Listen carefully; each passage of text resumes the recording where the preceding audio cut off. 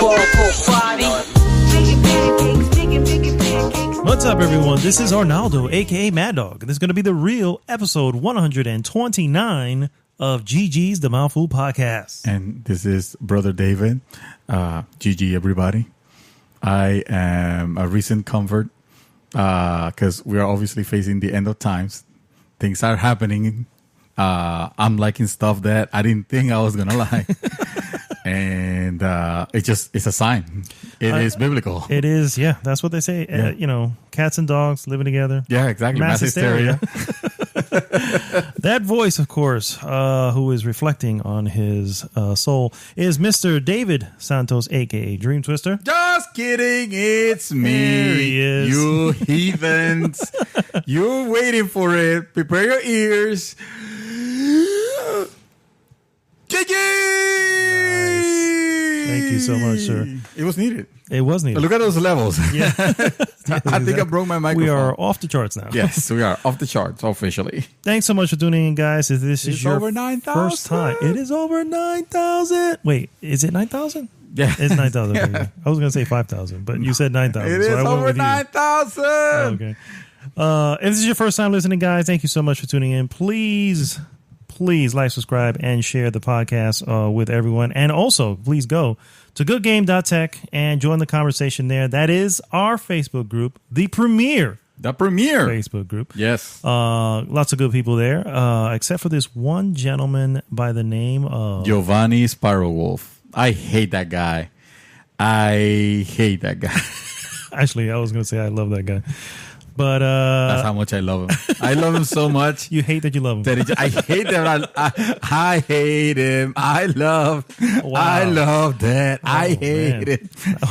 We're getting a little too crazy here, guys.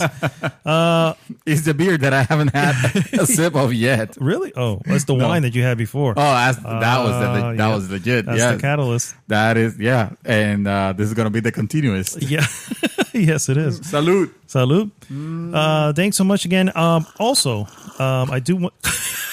What in the world are you doing, sir? You don't want to spill that next to that nice computer you just took 3 weeks to put together. That's how I'm going to Christian it. That's how. Yeah, I'm going to baptize it. Yes, this is true. That's what they do with a champagne bottle on a. Except that if I throw a champagne bottle against this glass, it's gonna make a mess. Oh my goodness. Well, guys. If this is your first time, please... Oh, actually, I was going to say, my bad, threw it off there. What we normally do is, first off, we go into what we've been up to and then move on to some news items and finally finish with our hot topic of the week. And then we take your calls live. So be prepared. That number is 1-800-GG's Mouthful. I was just going to say Mouthful because that's about the right amount of letters. That's a lot of letters. Gigi's Mouth. Which I swear to you is not a porn line. Well, if you put mouth, you're good. You put mouths, now you're screwed. Now you're all over the place, yeah. So let's start the show. Mr. David Santos. Sir? What have you been up to, sir? I heard you're up to a lot, so I am very interested. There is a lot to go over this. So Forza Horizon 4, right? I know playing that shit. Destiny 2, brother. I'm not playing that shit. Wish I could say the same. No, my soul has been transformed. I am playing Assassin's Creed Odyssey. And not only am I playing Assassin's Creed Odyssey, yes, me. An Assassin's Creed game, guys. In case you don't know this, David Santos, Mr. Dream Twister here, absolutely hates Assassin's Creed, just in general. He hates everything it stands for, really. I do not like the Assassin's Creed, yes, and that is not far from the truth. For some reason, I like the idea of what they were trying to do on the first one. Oh, dear. That's an old one, too. Was it 07? That was 07, yeah.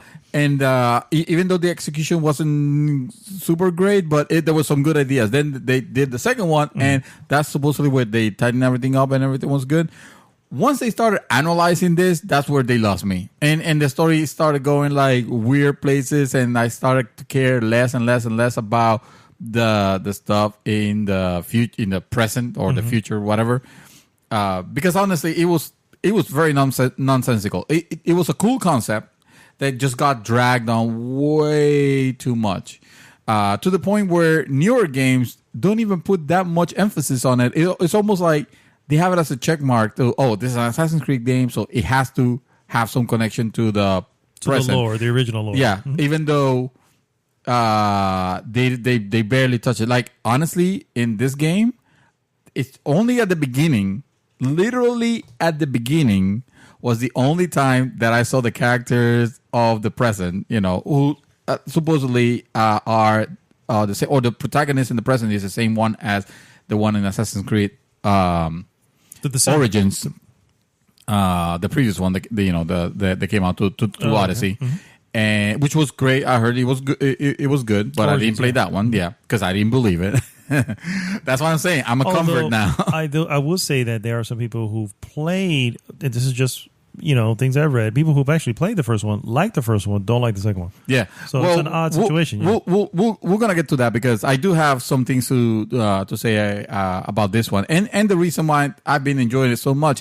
I've been enjoying it to a point where I did not expect it to be. I heard the reviews, but this all stemmed from seeing the reviews and the good vibe and people talking about it, and I wanted to play something something else that was not Destiny, because Destiny I feel like it's a game that I can pick up and leave at any time. Yeah. And same thing with Forza Horizon, and I put a machine together like I was describing last week, and I wanted the next quote unquote game benchmark. So I figured, well, I'm not getting into Red Dead. Let me just see what this is. What this is about. Everybody says that this is the good one. Da, da, da, da. Let me try it, and I am super hooked. I mean, this is this is actually on my top 3. I had to knock Forza Horizon 4 from the list, and right now my list stands at. And no particular order yet, because I haven't been able to decide. So it's not this. a list, but your top 3 are. No, my top 3, no particular order: God of War, Spider-Man, and Assassin's Creed Odyssey. That's how much I'm enjoying it. Nice. So first off, I want to jump into it a little bit of a question here. How far are you in? I am 15 hours in. I will say. Okay. Yeah. And from the time that you have, cause remember we brought this up. I think it was last week. Yeah, last week was our topic of the week about this. And yeah, we brought this up. So I just want to get it out of the way and say, do you feel as if the game is altered in any way? Do you feel that are the concerns of last week hold any merit? I don't feel that way, but I can see how people could be. And especially if you are an Assassin's Creed fan. Gotcha. The reason I say that is because I'm used to old school RPGs, and the ones where you actually have to you're leveling up your character. Your progression doesn't go super fast. On this one, it's actually the opposite. It is a slower progression, but you're always even though you might not be leveling your character right away, you are making his or her, because you can pick. Who'd you go with? I went with Cassandra. You can pick Cassandra. Oops, sorry, my mic was acting up. You can pick either Cassandra or Alexos, and I think for all intended purposes, the story just varied very little, but I am in love with my character, with my choice. I heard from the beginning that she was the one to pick just because of the acting, the dialogue and the acting, the voice acting. Yeah. So, and I can prove that I can give testament that she is one of my favorite characters this year. So I went with Cassandra. So you pick up, the character, and you're constantly upgrading stuff. You're getting better gear, kind of like in a Destiny kind of way, where you are, you don't feel like you're stuck with something for a while. So that's good. The loot it's good. Yeah. You do get interesting loot. in the weapons. Is it loot base or it just happens to have like? What's it? What would you say the Well, difference loot is? base like a Destiny or a Borderlands or anything like that. Like you think depends. I don't feel like it's the primary. Okay. No, I don't feel like it's the primary. That said, I do like experimenting with the stuff that I receive, and the game allows you to do that in a very natural way. It gives you that freedom because you every weapon that you equip has a very different method of fighting. And as opposed to the original, to the previous Assassin's Creed, where the fighting was a little bit kind of like Batman, Arkham Knight. Really, I never thought it was. In a sense, Again, a little bit. I only played the first one, and I couldn't. Yeah, I feel like it's not super that because that would be Shadow of Mordor, right? Yeah. So it's a little bit loose, but it's still on that where. Okay, the enemy's flashing. I'm surrounded, but only engaging one person, and he's flashing. So that means that I have to counterattack. It has that. This game doesn't have that. It does have the enemy's flashing. That means I won't be able to block this attack. I better get out of the way or there is or some whatever. There's some patterns. There's some, but it's not that. It's a little bit looser with that. For better or worse, I personally don't have a problem with it. I can see how other people might not like it as much. I'm gonna say this a lot. This feels like the fight a loose translation of the fighting in Witcher.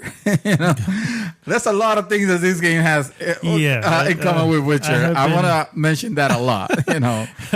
So we've had conversations on this before, and as he's talking, I'm going, "Yep, this sounds check mark, familiar." Check mark, hey. check mark. Yeah.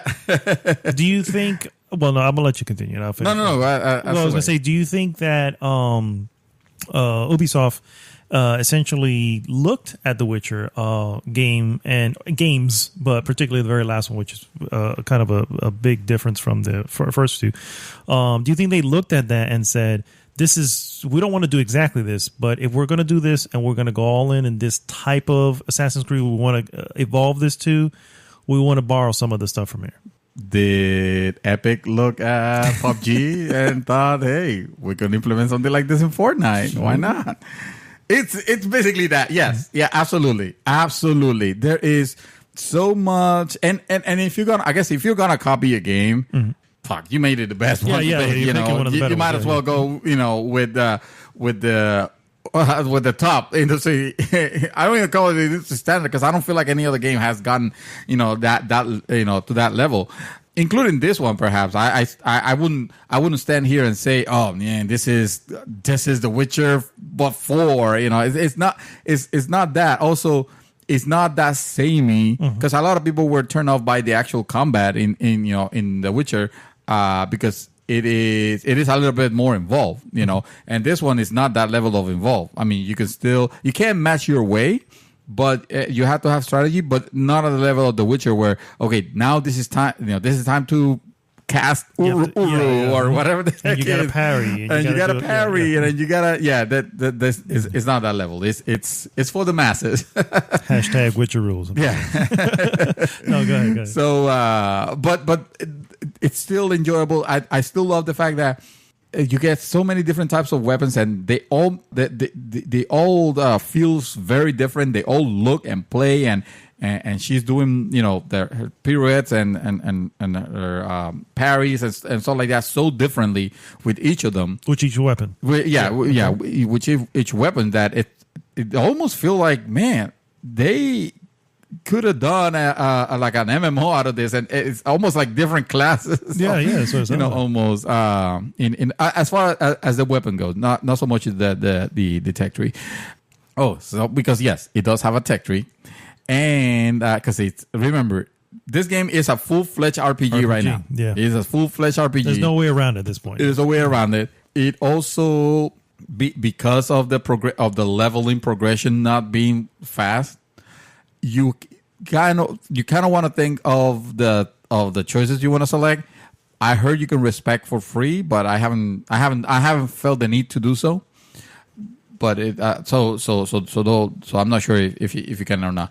But I do feel like I'm confident with my choices, and my choices makes me look like a badass when I'm fighting.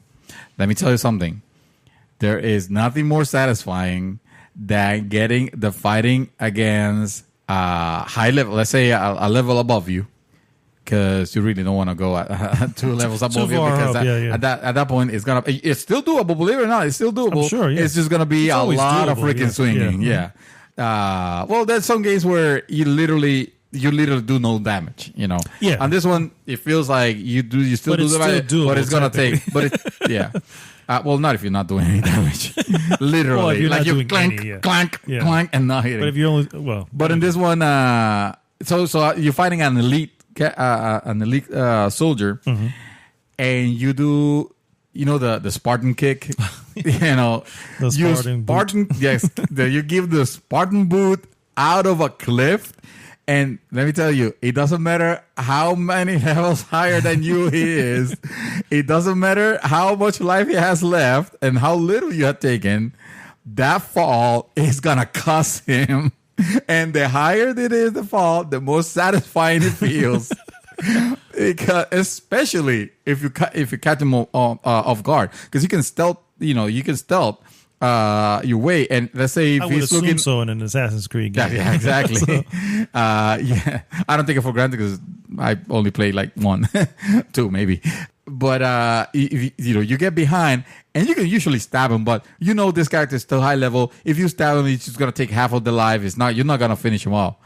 Unless you Spartan kick the crap out of him and you send him into the Mediterranean, nice. Whatever, and it feels so good. So the game takes place in Greece. There is a lot of talk about the gods, and I think yesterday or the day before I went into the cave of Kratos. Oh, I was thinking that I was gonna find it's called the Cave of Kratos. Yeah, well, nice. Kratos it's a character from the mythology. Okay. Yeah, I was expecting it to have some sort of Easter egg or something like that, and if there is one, I didn't see it. Even though I did That'd put have to be Sony approved, I was assuming. yeah. You're playing on PC though. Actually, fun fact: Witcher 2 had an Assassin's Creed Easter egg. Oh, and this one was not in any way sanctioned by Ubisoft, because it was the assassin. I think of that era, it might have been Ezio maybe, and he was bleeding on the floor next to a pile of hay. Oh wow! So and it was That's pretty. on the nose. It was it was very, because he was wearing the robes of an assassin. Yeah, so yeah. it was like there Without probably logos, but yeah. without logos, Yeah. exactly. But you knew. You bring up an interesting thing there. So, being that this is an assassin, technically, at least by name so far, are there bales of hay? Are there towers to unlock? That's great. Are there stealth, assassination missions? That's a great question. So I will answer that. Yes and no. Allow me to explain. So the tower first, the icons are there. If you need to complete a mission, you'll know where to go. You don't have to climb the tower. As a matter of fact, I did not even know that you could climb towers until I saw the icon that was like, oh, let me go here. And then I saw where the icon was actually taking me, and I was like, oh, wait. But it turns out that when I unlocked it, I have this eagle that serves me, like I can call it at any time, and it will give me a top view of the world, and I can I can control the eagle, fly him, and it's funny because he has a button where he stops in midair, like hovering almost, and you can control and you can identify, kind of like tag, basically, Far Cry style, okay. Your enemies, and then you tap out and you go back to your character, and now you know where everybody is. So the tower, so far, it's not unbelievable at all. No, exactly. Yeah. So far, the towers have served me. The only thing that I've seen it actually do is increase the perception of that eagle, which I don't really know what that means, because I feel like wherever I'm looking, it kind of gives you a direction of where to look if there's a particular item of interest that you need to look. but I can just look everywhere and eventually I'll find it. Now I'm not sure if with the perception increase I can look farther out, or if that's gonna serve me in any way, because I can also fly my eagle all the way. So I don't know what that is about. But all this to say, the unlocking of the towers doesn't serve that, the purpose, that you're not really unlocking icons, the whole iconography. Now there is the pile of something that will, but you can fall into, but not always. Oh, there was one that I thought I was high, and I thought, oh, okay, so I'm already up here. Now let me jump down. I jumped down, and there was nothing. So, oops, I shouldn't have jumped down. I took fall damage. I didn't die, thankfully. But I took some heavy fall damage. I was like, oh, I guess the pile of hay was not here.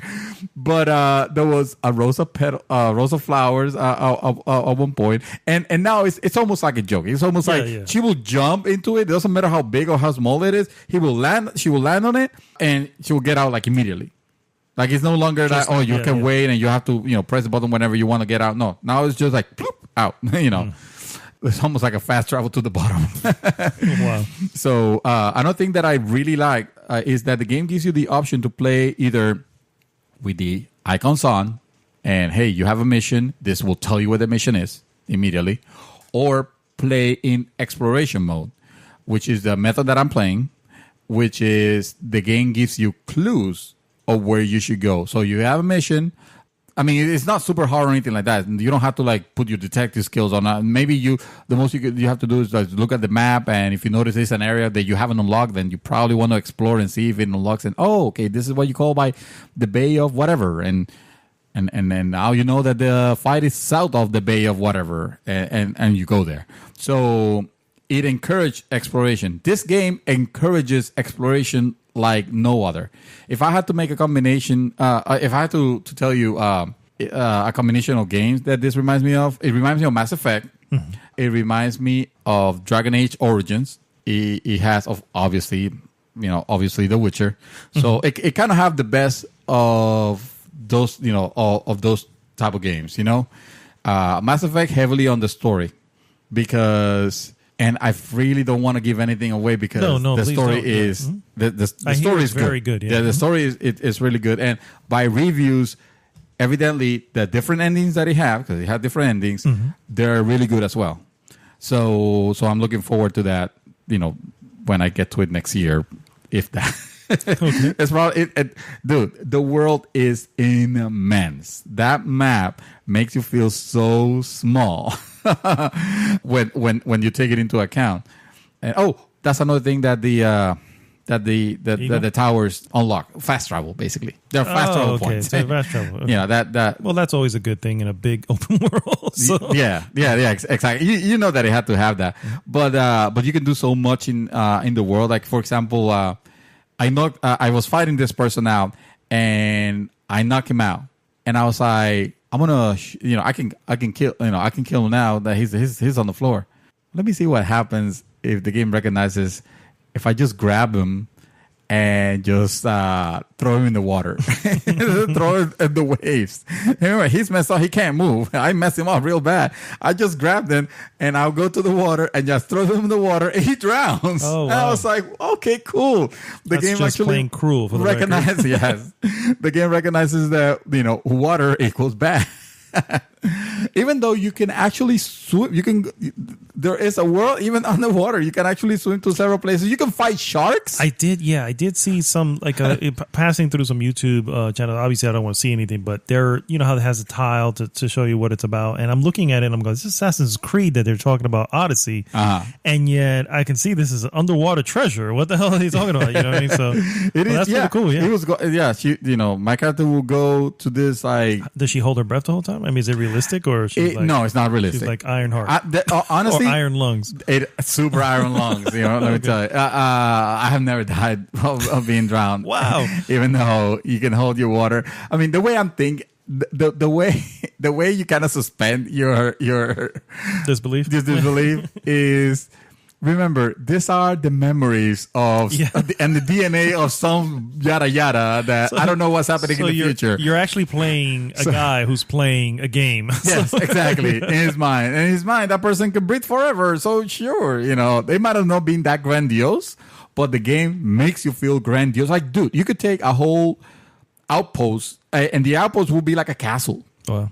And when you take that castle stealthily, it makes you feel like such a freaking badass. Nice. And I told you, I love games that make me feel like a badass when I'm playing them. It is so rewarding. So rewarding when you take by yourself, basically. Mm-hmm. The other thing that I feel is because the world is so vast, like you'll get to a city, and on that let's say on that city or that town or whatever, you've been doing so many things that eventually when it's time to move on, like at first you discover the city and it's like, man, this is a maze of things. I don't know where anything is.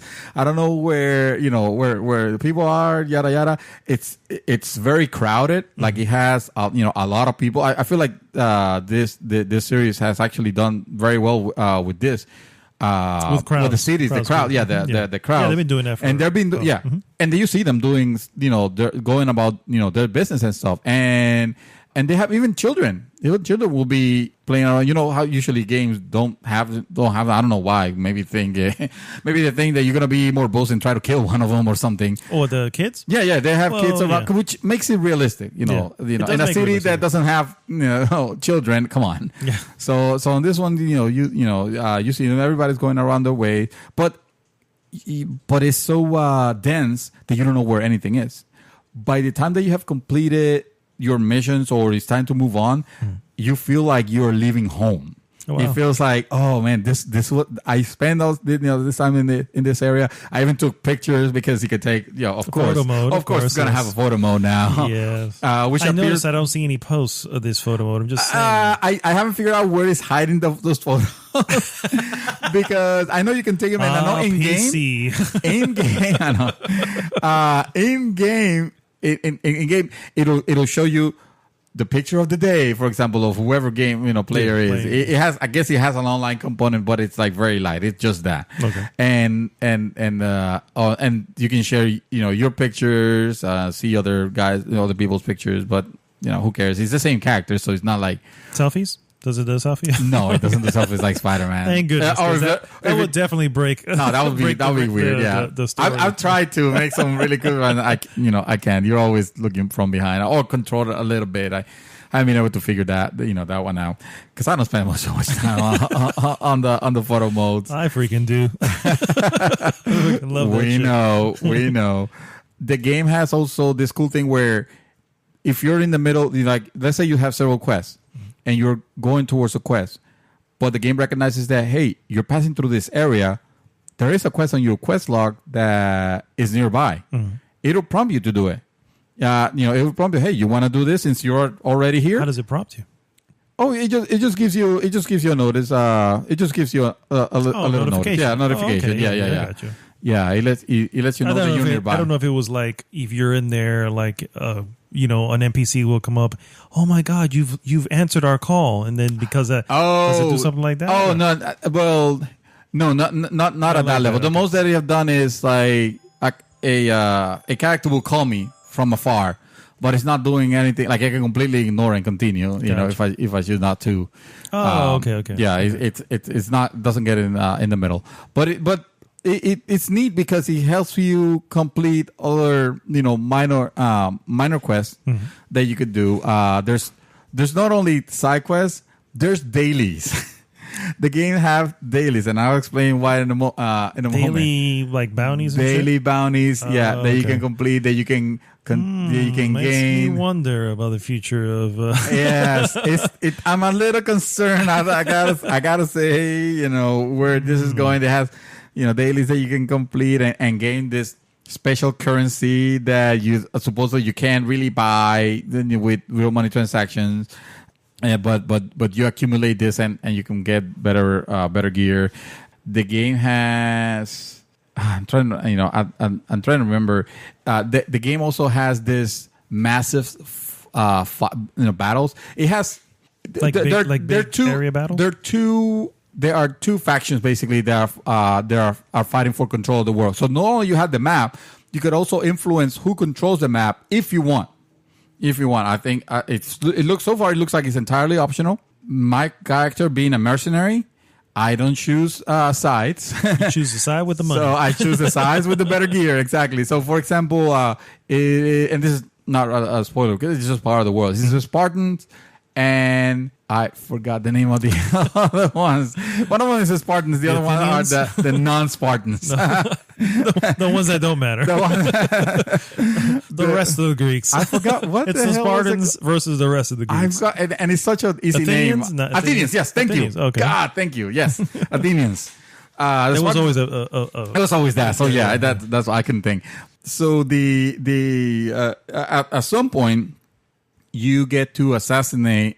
Depending on your contract, you have to weaken the nation, and by the nation I mean that the town where you're in the area, the county. The way you do that is by doing some jobs, destroying some of their war chests or their supplies or stuff like that. Yeah. Eventually, you weaken them and hurting them. Yeah. Yeah. Eventually, you weaken them enough to where you can go after the leader, whoever's the leader there. You kill the leader, you assassinate the leader, and now this it'll say the Athenians have weakened, for example, and now you could go. You have they puts two flags on a battlefield, and you can pick which side. Sorry. You can represent. So you can be the attacking party or the defending party. What I've noticed, and I'm not sure I know why or if this should get patched because it's kind of silly, is that the attackers will have better gear, better rewards, but it's harder. If you are on the attacking team? If you are on the attacking team. Okay. But it's harder to get into the guys defending. Yeah. It's harder to the defending. Well, in the sense that why would you ever want to side with the defenders? Because first, if you're weakening, because you can always win. I mean, because you're obviously that's it's true. easier, because I did lose an attack. But even with an attack, let's say for example, the game gives me 2 epics for winning as an attacker, one epic for winning as a defending. Okay. All right. But defending is easier. Defending is easier. So I have that. It's a risk reward. Yeah. Right. Sure. Yeah. But then if I lose as an attacker, I don't get 2 epics, but I still get 1. And if you lose as a defender, which then you probably don't get any. I don't, I don't know, because I've never gone into defensive because I feel like, well, it's not worth it. Then I will always have at least 1 epic guarantee. Yeah, I mean, I guess, I can see why. I don't think they're going to patch that though. I mean, I think that's. I think they should balance it though. That's almost a purposeful selection for. So obviously, it's a risk reward. You're going to choose the easier path. Then you're going to have, less bounty by the end. You choose the harder path, then, you're going to. Now, I wonder if as you go on, things change. Is it easier because they're defending, or is it easier because the defending party has more supplies or more people versus the attacking party? Well, so remember, I weakened them, so it shouldn't be the case. Yeah. But I weaken the defend. Yeah, the defending one. Yeah. That's the thing. And that's another thing. Or maybe it's a story element too, because as for instance, let's say you are taking sides. Maybe you're not a mercenary in the same sense, and you're like, well, like it or not, I gotta choose if I'm going to support whoever, Team B, the defenders, then regardless of whatever, I need to, because otherwise that can lead to future. The game has issues, in the story. I'm sure that the ending is gonna depend on which side you favored, but the game hasn't forced me into, like, honestly, I feel like the game opened putting me very strongly with one side. I won't say which one, but you could play the other one, But again, the choice is yours because you're the Mistios. I think it's Greece for Neo. No, I was gonna say mercenary. You're the anomaly. Yes, but yes. So anyway, this These parts are really cool in the sense that it's an open battlefield, kind of like you imagine, where there's a lot of people fighting. There's it's war. I mean, you're going there are people, and then there is there's like a life meter that is taken down, as the battle progresses, and you have to help. Because you can't just let your character try to do the winning, because again, the defenders are usually very fortified. Yeah. So you kind of have to make sure that not only you're fighting, but that you're fighting efficiently. That means taking out the captains that you see, and not just the lonely guys. Yeah, exactly. Which is what I did. At first I did my mistake at first, and then I lost that battle, and everybody was like, retreat. And I was left oh well, shit. I thought I was winning. I killed so many guys. Killed so many pawns. I killed so many pawns, but no, all the bishops out of there. You have to go towards the captain. So I mean, depending on the outcome, now that's the whole area is governed by whichever. So there's no do over. It's hey, what happens, and actually, what happened? You could very well do it again if you decide to stay in the same area. And now, let's say, for example, you align with the Spartans, and the Spartans are ruling now because of you, but you find them to be a jerk, and you want to undo it. So now you can weaken the Spartans, do the whole thing, kill them, do the whole thing again. But it's not a do-over screen. You lost. Oh no, game over. No. Okay, It'll continue. This is the world as it is, and whoever wins now fortifies. Gotcha. And now you have to, you have to do it again. That's it. Another thing, I try to be quick because I don't want to monopolize this section, but it is. It's always a lot to talk about because it's a game that I did not expect to be enjoying this much, and I feel like if you're a person that never cared about Assassin's Creed, you let this pass. You're letting pass a really like a mind changer. It changed my mind. I'm excited about this series now. If this is the route that they decide to go, Plus, they're not annualizing. They already said they're not doing anything. Yeah, exactly. And this game will last for a while. The other cool thing that it well. Before I go there, let me tell you about the naval warfare. First of all, it is a lot more realized than I anticipated. Now I realize it's probably not going to be up to the level of the naval battles in Black Flag, because in Black Flag you have like cannons and you have ships that were obviously more technologically advanced. But it is in this in these ships that you're being the captain of, you have your bow and arrows, your lancers, so you're attacking similarly. The attacks, they're massive. They make you feel also like a badass taking a few ships down. You have to pick you have to upgrade your ship. Also, you have to upgrade the crew that you get for them. So say, for example, you can recruit, and this is quite funny, and again, suspend your disbelief. You can actually, let's say you're fighting someone, and instead of killing him, you can just knock them, and then you have the option, right when they're knocked, you have the option of recruit. And the recruiting is literally like what the person is down, like, I can pay more money than whoever's hiding you or something like that. Just grab him and automatically recruit them. He's on your side. Kind of like Metal Gear Solid. Yeah, I was going to say the Fulton. Like the Fulton? Yes, kind of like the Fulton. Okay. And it's funny because then I look around, the person disappears. It's like, okay, where'd it go? Did they got Fulton now for real? But it's literally that. You recruit. So this ties in, not that it has to tie specifically, but in game, the way I'm using it is, I'm tying it with I want to call it, what is it called? It's not outlaw. It's basically you as you are doing your deeds and you're fighting, let's say, against the government or whatever. You get notoriety, kind of like the stars on Grand Theft Auto. Okay. Where suddenly, if you get, there's no star, but let's call them star. Let's say you get 1 star. Now you have a mercenary following you. This mercenary has strengths and weaknesses a la Nemesis system from Shadow of Mordor. So there's another game that you can compare, that you can throw into the type of game that this borrows. So you can find your weaknesses and the strengths and weaknesses, and you can exploit them. And this person will be hunting you down.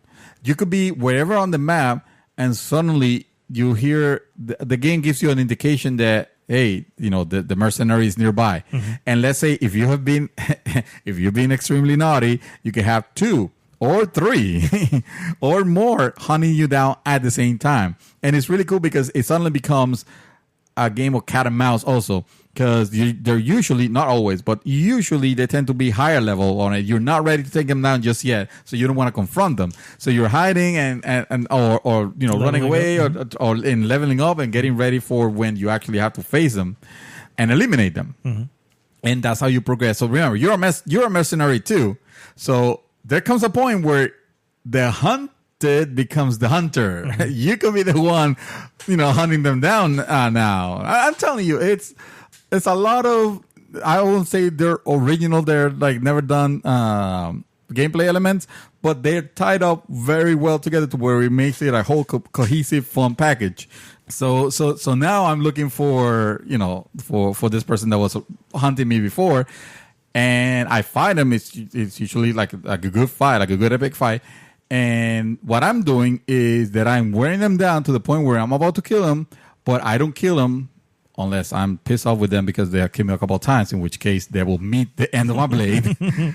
But I knock them down, and of course then it's like, hey, and I recruit them. And even though on the screen it'll say defeated, or let's say someone actually pay you for ask you to kill the person, and you will tell them this person is dead. Yeah, not really. I recruited them. I recruited them. Nice. And now they're part of my crew. So honestly, the podcast could end up being about this if I don't stop. It is so far very highly recommended. If you're worried, yes, there are microtransactions. Don't think I'm not gonna mention that, because I saw them. Like, the game does this thing where it's like, hey, you've been doing great. Here's 200 Helix points, for you to spend on whatever. And then you go into the store to like spend on whatever, and you find out that the stuff that you want is 250 Helix points, which is convenient. Like that's the part where you go, damn you, Ubisoft. You like if it didn't have that. It didn't. I don't even care about the progression. Honestly, leave the progression, as it is. It doesn't have to. It's not. It doesn't feel grindy bad. Mm-hmm. Yes, it's grindy in the sense that you progress slowly. This is not. You're not gonna be level, 60 in 15 hours. In 15 hours, I'm level 14. Mm-hmm. So, so it should. Right. It should tell you. And I try not to waste time. When I'm doing stuff, but I do like stuff, doing. Yeah. So, but you can even leave the progression as it is. The concern a lot of people has about the progression is that, yes, there is a permanent 50% boost. You can buy a temporary boost, or you can spend $10. Or hold on, let me rephrase that. You can waste $10 to Ubisoft and unlock this 50% boost. And what this boost will do is, well, obviously it'll make you level up a lot faster. Mm. It doesn't need it. It doesn't need it because this world is vast enough to where you will be where you need to be if you're doing the things that you should be doing. Gotcha.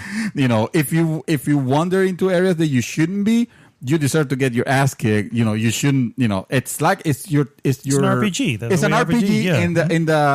in the typical sense. Even though your levels, your missions and stuff, they do level with you, mm-hmm. but not to the sense to where it'll be like equally, at some point, I will imagine at some point they hit a cap, because I was doing level 12 missions or level 13 missions when I was level 14.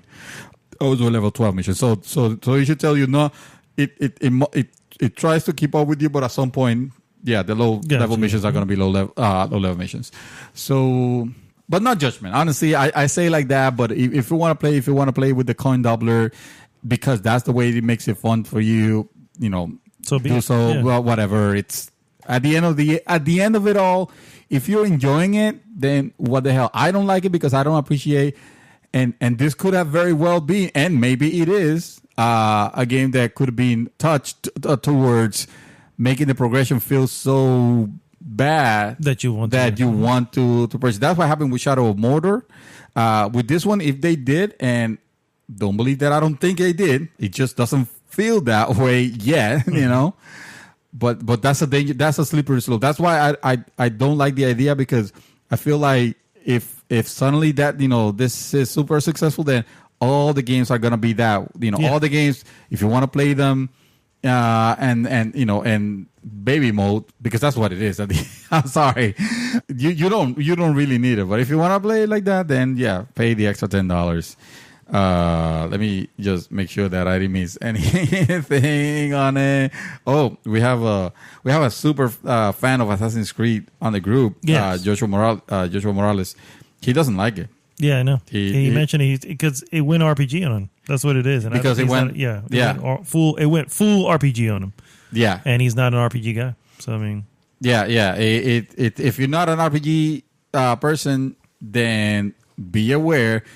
Either don't bother, or be ready to spend the $10 on your coin doubler, because you're probably gonna need it. No, honestly, that there is a lot of dialogue, and there is a lot of things where honestly, this is not for you. If you don't like The Witcher, for example, then this is not gonna make you change your mind, because the game borrows a lot from The Witcher. I did watch a movie though, but I've taken so much time that I'm going to let you actually talk about it. All I'm going to say about it was that I watched Solo, and this is the reason why at the beginning I was like, I don't believe, you know, what's going on. Like, I'm liking stuff that I should not like. I actually enjoyed the movie Solo quite a bit when I disconnected from the Star Wars. Yes, exactly. The Star Wars universe and the lore. It is an enjoyable popcorn flick, you know, if you will. You don't have to take it, you know, seriously, and I suggest you don't, because honestly, it's gonna make you. But I'm gonna let you. I'm gonna let you actually talk more in depth on that, because you'll be better qualified for it. And I need to take a break and finish my beer. Oh, there you go. Anyway, that's all I've been doing. You go. So yeah, it's funny how we both actually ended up watching Solo completely, you know, unrelated. Like, I just on Saturday randomly said, "Hey, honey, we were home. It's like, let's watch a movie." You know what I mean? And it was on Amazon, and it was on sale for $3. Oh, the yes. HD version, and I was like, there it is. You know, I mean, I had a few that were, I want to watch this, but then I saw, I was like, this is $3, and I know I'm going to eventually watch this. At some point, and you're not going to buy it. No. And I am not. By the end of this, I am not saying that you should buy this movie. No, not even. So essentially, Solo, the Star Wars, a Star Wars story. Yeah. Overall, I feel exactly the same way. I went in with very low expectations, and I said, "Well, let's just do it. Let's just see what's about." And I was actually pleasantly surprised. It was actually a lot of fun. It was cringeworthy at some moments, which there's not much you can do. It's Disney, it's Star Wars. I mean, sometimes people forget how silly Star Wars really is overall. But I feel like this. On the cringeworthy thing, yes, this movie addresses some questions that some of them are required, but some of them did not need to be explored. It does actually go into some of the stuff that you should already know. A lot of us already knew how he meets Chewie, how he meets Lando, how he gets the Millennium Falcon, things that. As a fan, he got his name. Well, that was never something I would. I assume he came from a long line of Solos. Yeah, you know what I mean? Yeah. Evidently, that's not the case. That's not the case at all. But and the answer will surprise you. Definitely. So but overall, the story is exactly what I thought it was. It's a heist movie, actually very similar to Rogue One in that sense. They're trying to steal the plans. Here, obviously, he's more of a smuggler, trying to get basically what he ends up being. I don't know how I feel about how he gets to where he is. I don't know. I definitely don't think I like the character who plays Solo.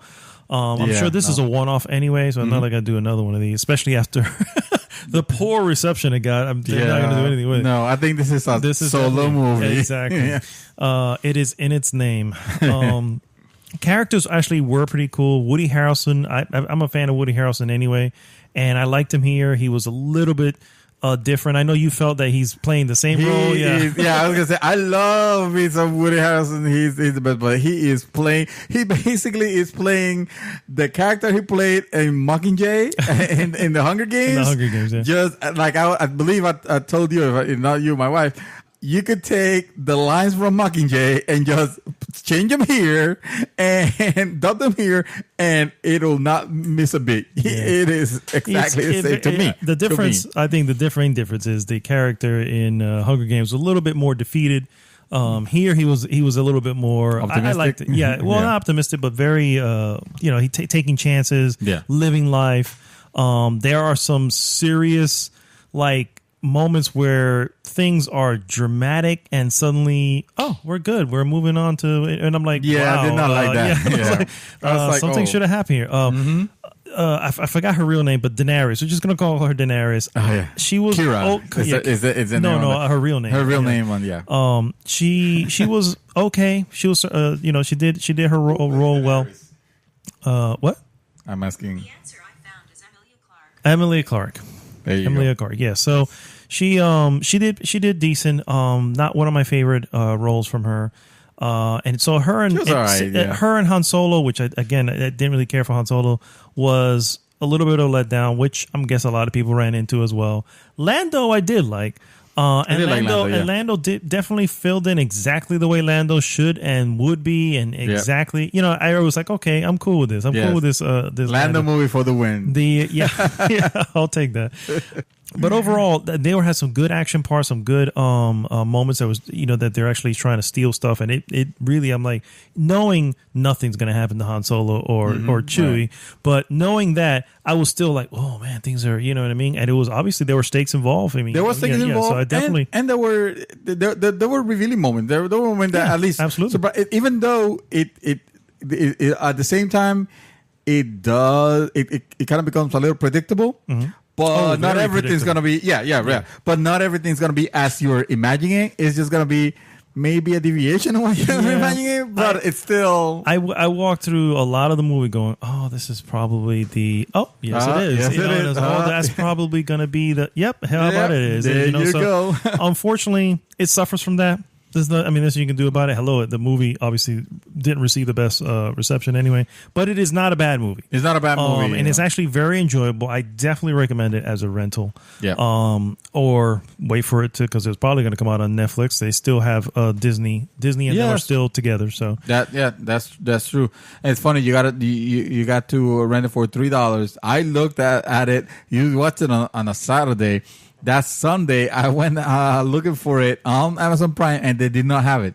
They had it for purchase, but they did not have it for rent. For rent? I didn't see it for rent. Wow. So I ended up renting it from the freaking the Apple store, and it was $6. It was $5.99 to watch it. They don't play anymore. Not to say it was wasted money, because at first it was like me and my wife could not find a movie to watch. And we settled on that one, but at the end of it, we were like, this was money was spent. Yeah, it's not bad. It's definitely not a bad movie. It was entertaining, Definitely all the shit that it got and all the shit that I gave it. And I never got it shit, but I gave the idea of it. A lot of shit. I gave the idea of it. I can't give a shit if I don't see it, but I definitely gave the idea of it. To the idea, to the idea. That's what I meant. Who wanted a Han Solo film? You know what I mean? I will say one thing. The movie proves one thing, which we all know. Han shoots first. That's just the way he works. And I think it does address that. Yeah, and I think that alone really earned it some extra points. Yes. Like, nice. Yes. But overall, definitely recommend that. As far as games, I played a little bit of Destiny 2, which I'm literally just manning my way through it. But you playing with people, or we playing by... I was gonna play with people. I guess they were off doing some other games, so I never joined in. But so basically, I've been just doing solo through the. not the main story. Like I've gone and now do a bunch of side missions. I figured let me level myself up at least to 20 before I go back to the story. Oh, really? And You don't have to, honestly. By the time you get there, you want it to be a little bit more. So I could make it, comfortable, a comfortable run. You know what I mean? So, it'll get comfortable. Yeah, I'm sure. You'll be done with that this week. Yeah, I have a feeling by this weekend probably I'll be done. I did play and complete a game called Tacoma. If you don't know Tacoma and you've not heard it, Tacoma is from a development studio called Fulbright, who are the makers of Gone Home, which was an indie darling when it came out, and still is, for the record. This one here wasn't as highly received as the other one, but it definitely doesn't have poor reviews or anything like that. There are good things about Tacoma. Yeah, it's not bad. It's just this would definitely be a art house game. Oh, so it's bad. Yeah, okay, gotcha. So I have to say it that way because it raises, just like Gone Home, really. Gone Home raises a lot. Did you play Gone Home? No, I didn't. Okay, so Gone Home, guys, I won't spoil it because it obviously you should play it. It's only like 2 hours, I heard. Yeah, and as this is only about 2.5 hours, maybe.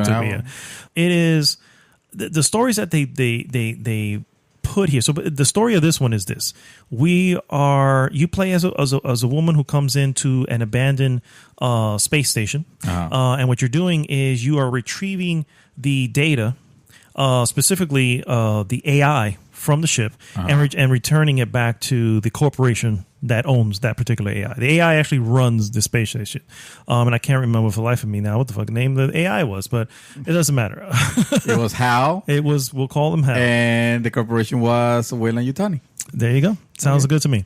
So, along the way, what you do is you go through the space station as it's downloading information, and you're seeing prior recordings of the last few people of the crew who had to abandon ship. And it's played out in literally like 3D recordings throughout the ship, and you can forward and rewind and kind of it's weird because it's done in a very interesting way where it's like 3 minutes long each one, roughly, right? Mm-hmm. So you'll follow one person and they'll meet up with somebody, they're talking, they'll meet up with a group and then move off this way. The conversation with that group obviously happened earlier, but you can't hear it because you were following this group over here. Mm-hmm. So you'll rewind it, go meet them where they were and follow their story as they connect and everything was going on. So, interesting. So what essentially happens is, and I don't want to spoil the story of it, but essentially it's very similar to a lot of those sci-fi movies where something ended up happening and it blamed the corporation. No aliens. You blame the corporation, and they obviously set this up. There are very interesting and well acted characters in it. The only problem that I have with it is that I don't feel there was this payoff. So I got through it and I saw what it was, and I understand the reason what they're trying to do with the end, the point of the whole whatever. I get it all. Like it didn't get lost on me. I was just like, this, while it's interesting, doesn't have the payoff. And I felt the same way about Gone Home, and it's unfortunate because a lot of people love Gone Home. Gone Home is, I mean, look it up. It is an indie darling. It's people freaking love it, and I'm like, and I want to play it. I liked it. I just didn't think it was as special. What I mean? You probably want to set your expectations for this one also, and maybe you'll enjoy more. Tacoma, yeah.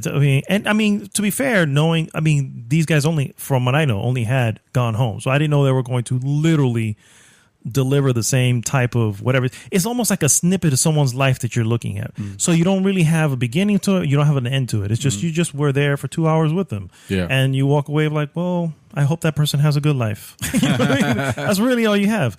So I was a little disappointed with that. That said, it's a well-made game, very pretty. It's a 3D type game, and again, was it in VR? I heard that, or am I confusing it with something else? It maybe. I mean, it can definitely play in VR. I mean, there's just nothing motion, but the only thing is the space, the motion stuff may really screw you up a little bit. Yeah. I mean, definitely. Just the thing, it was messing me up a little bit, and I'm not even in VR, so I can imagine in VR. It's like, whoa, this is weird. Yeah. That said, not a bad game. We'll recommend, but maybe, like I said, on a deep sale. You know what I mean? If you happen to find it for something nice, something that you figure everything I just told you would be willing to pay for, do that. It's funny. I have my favorite reviewer, game reviewer on YouTube. which is ACG. It's the way they describe this channel. He reviews a game on buy, rent, or wait for sale or something. Yeah. It was something like that. Buy, avoid. Yeah. And on PC, because you can rent, it is wait for a deep sale. Deep sale. And so you basically gave it that score. Which is a low score. I mean, it's better than avoid. Yeah, that's right. Oh, yeah, I guess that's another word. It's better than avoid. But yeah, no, deep sale, unless everything I mean, if you love Gone Home, if you're one of those that love Gone Home, you're going to love this. Yeah. It's just what it comes down to. So if you're going to love Gone to Space. Yes, exactly. And I thought Gone Home was good. That's it. Yeah. And I got this and I'm like, this is decent. So it's like right on the good, but not bad or anything better. And it's right around the same. I hope literally that the next Fulbright, I mean, I'm going to definitely wait for it. I might do a freaking, because Gone Home actually came to PlayStation Plus, believe it or not. Oh, yeah. Shit, did I miss that? I probably own it, though. You probably do. So it came to PlayStation Plus. I may wait for the next Fulbright game because I was like, let me just see. Because if this is your pattern, hey, I'm sure there's people for it. I'm not one of them. I mean, I am, because I enjoyed it, but I won't. Because I actually paid. I want to say I paid like full price, or at least $12 for it. So yeah. So and again, I think full price is $15. You know what I mean? So I mean, you're not breaking the bank here or anything like that. But yeah, that's really it. That's all I've been doing. Elijah's changed over the years. He's given up.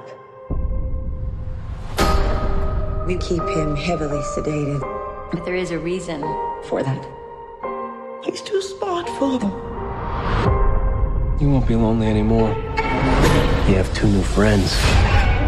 And we're back, guys, and we're going to go right into our trailer of the week. Trailer of the week. Watching the dog. Thank you, Beavis. Beavis has joined us this point. No, trailer of the week, guys. I wasn't trying to double up on this, but let's be real. Yes. Glass is just awesome. That's funny. I didn't pick any thinking because we went through a lineup. Yeah. And I didn't pick any, but not because I didn't like them. There was quite a few of them that had me like, okay, if I had to pick. But I was going to leave to you to see which one you were going to say. And I didn't think you were going to go with Glass. Not because it's bad, because I'm super stoked for that movie. Mm-hmm. Yeah, but I believe it was our very first trailer of the week. I think so. We gave it to before the teaser. It was like when we introduced that segment. Yes. It was like, this is our trailer. And it was, it was bad. So for those who don't know, give us a background, Mr. Martin. Glass, yes. Glass is the sequel to Split and also Unbreakable, and basically exists in the same universe. This one here, I would caution anyone from watching. It is a good trailer. However, put it this way. Trailers used to be where the first trailer was the first trailer. The second one expanded on it, showing a lot of the same scenes with some additional stuff. The third one maybe included something else. Most of the time, if there was a third or fourth one, it was actually a shorter version of it, just to say, hey, it's coming. Yeah. You forgot about it. It's still coming. This here was, I don't think I saw, maybe I saw 1 or 2 scenes that were not in the other trailer. So I'm like, okay, now we've just doubled the amount of footage that I've seen. And I don't want to see anymore. It gives you a lot. Yes. It gives you a lot. So it opens the window a little bit here. And so I caution anyone who wants to walk in blind to the movie to watch this one, because even the last one gave hints as to what's going on. Here, I pretty much explains the plot. Yeah. It pretty much explains that whole plot. I'm a little frustrated that I watched it.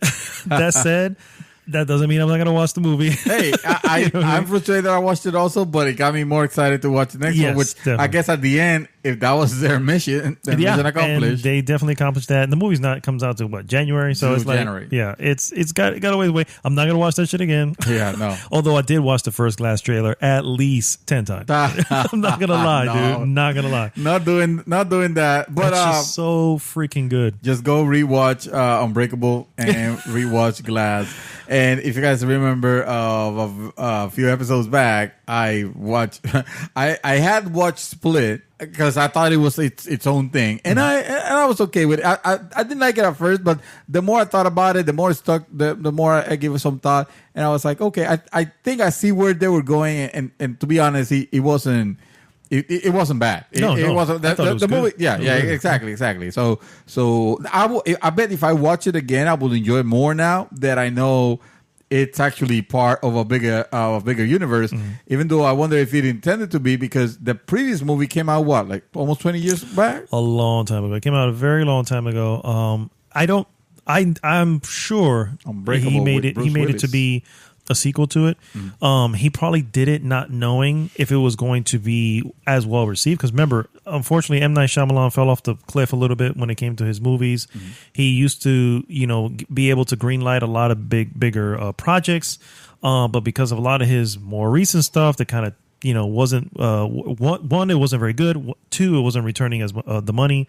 They were like, nah. So he ended up teaming up with Blumhouse Pictures, excuse me. And what they do, they're specific. They don't care. They're not going to interfere with you. They will fund you whatever it is you want. However, the limit is $5 million. They're not funding anything you want more than that. It's coming out of your pocket. So there is extreme creative. Cool. Yeah, it is. It's extremely creative freedom. Obviously, they're not just going to hand some ridiculous person, anyone off the street, $5 million. Yeah, we're not obviously, talking about. I'm talking about directors, people who obviously are in the industry. What was that? That German director that used to make a lot of. U-Bowl, yes. They might. Who knows? Because again, $5 million is not a lot. You just have to make that back. U-Bowl used to make. He used to. You don't hear a lot of him, even though. Uwe-Boll. Yeah. You don't hear a lot about him right now, even though I heard the last thing that I heard was that he was making a movie. I think it was called "Fuck You All." I think it's gonna be the name of the movie. No wonder we didn't hear about that. But the thing is, but he used to take a lot of I don't want to call them low level, but a lot of strange gaming properties, and try to make a movie out of them. Yes. Let me see. To various degrees of awfulness. Did he do? Was it Far Cry? He did Far Cry. He did Far Cry. He did. Oh my God! Please look it up because we need to find out. He did. He did. I want to say he did Dead or Alive. I'm not sure about that one. Please double check. No, I think that was. No, I don't think that was him. That was him. Okay, but I know he did Dungeon Siege. Yes, based on the game. Based on the what it was called on His Majesty's. In the Name of the King. In the name of the King. A Dungeon Siege tale. Oh God, he did Postal. Postal based on the Alone in the Dark. Oh God. Blood Rain, which was Jesus Christ. Wow. So horrible, guys. Let me tell you. Rampage, not the same Rampage. Not that Rampage. Not the one with the Rock. Not the good Rampage. Those are. I mean, that's just. Oh God, I'm just flipping through. I'm going, I don't know any of it. Oh my God, he's made it to the In the Name of the King Part 3. What? Yes. What in the name of the King? Still funding this fool? That's all I want to know. Well, the thing with it was that he was taking advantage of some sort of German loophole. Is it German? Swedish. I don't know. It was a country's loophole that allowed him to get money to funding to make this awful movies. And they just have to make their money back. Anthony Bourdain, man, he rest in peace. Who actually played an extra in one of them. He got shot. He literally was he looked like a scientist, and something comes in and blows everybody up, and he gets shot with them. On one of the films, yeah. On one of the Uwe Boll films? Yeah. I didn't know this. Well, he was, I want to say he was in Vancouver, because he did all those shows for food and travel and all that. He went to Vancouver, and while he was there, this guy was filming stuff, and he did a small, I don't think it was even, he had a line of dialogue at all, so. Oh my God. Yeah, it was just in there. But anyway, that's not what we're talking about. Yeah, no, that's not the trend of the week. Glass. I was going to say Glass 2. Glass Trailer 2 is awesome. Only, just like I said, proceed with caution. Yes. Be mindful if you don't like the spoilers. Yes, because you're going to get spoiler deep.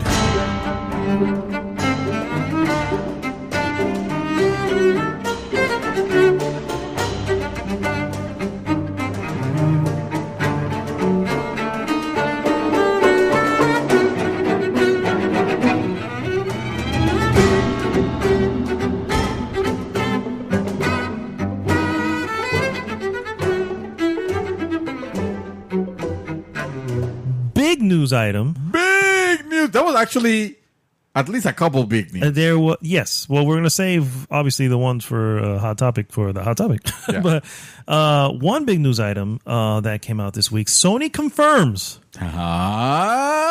PSN name changes for PlayStation 4 are happening.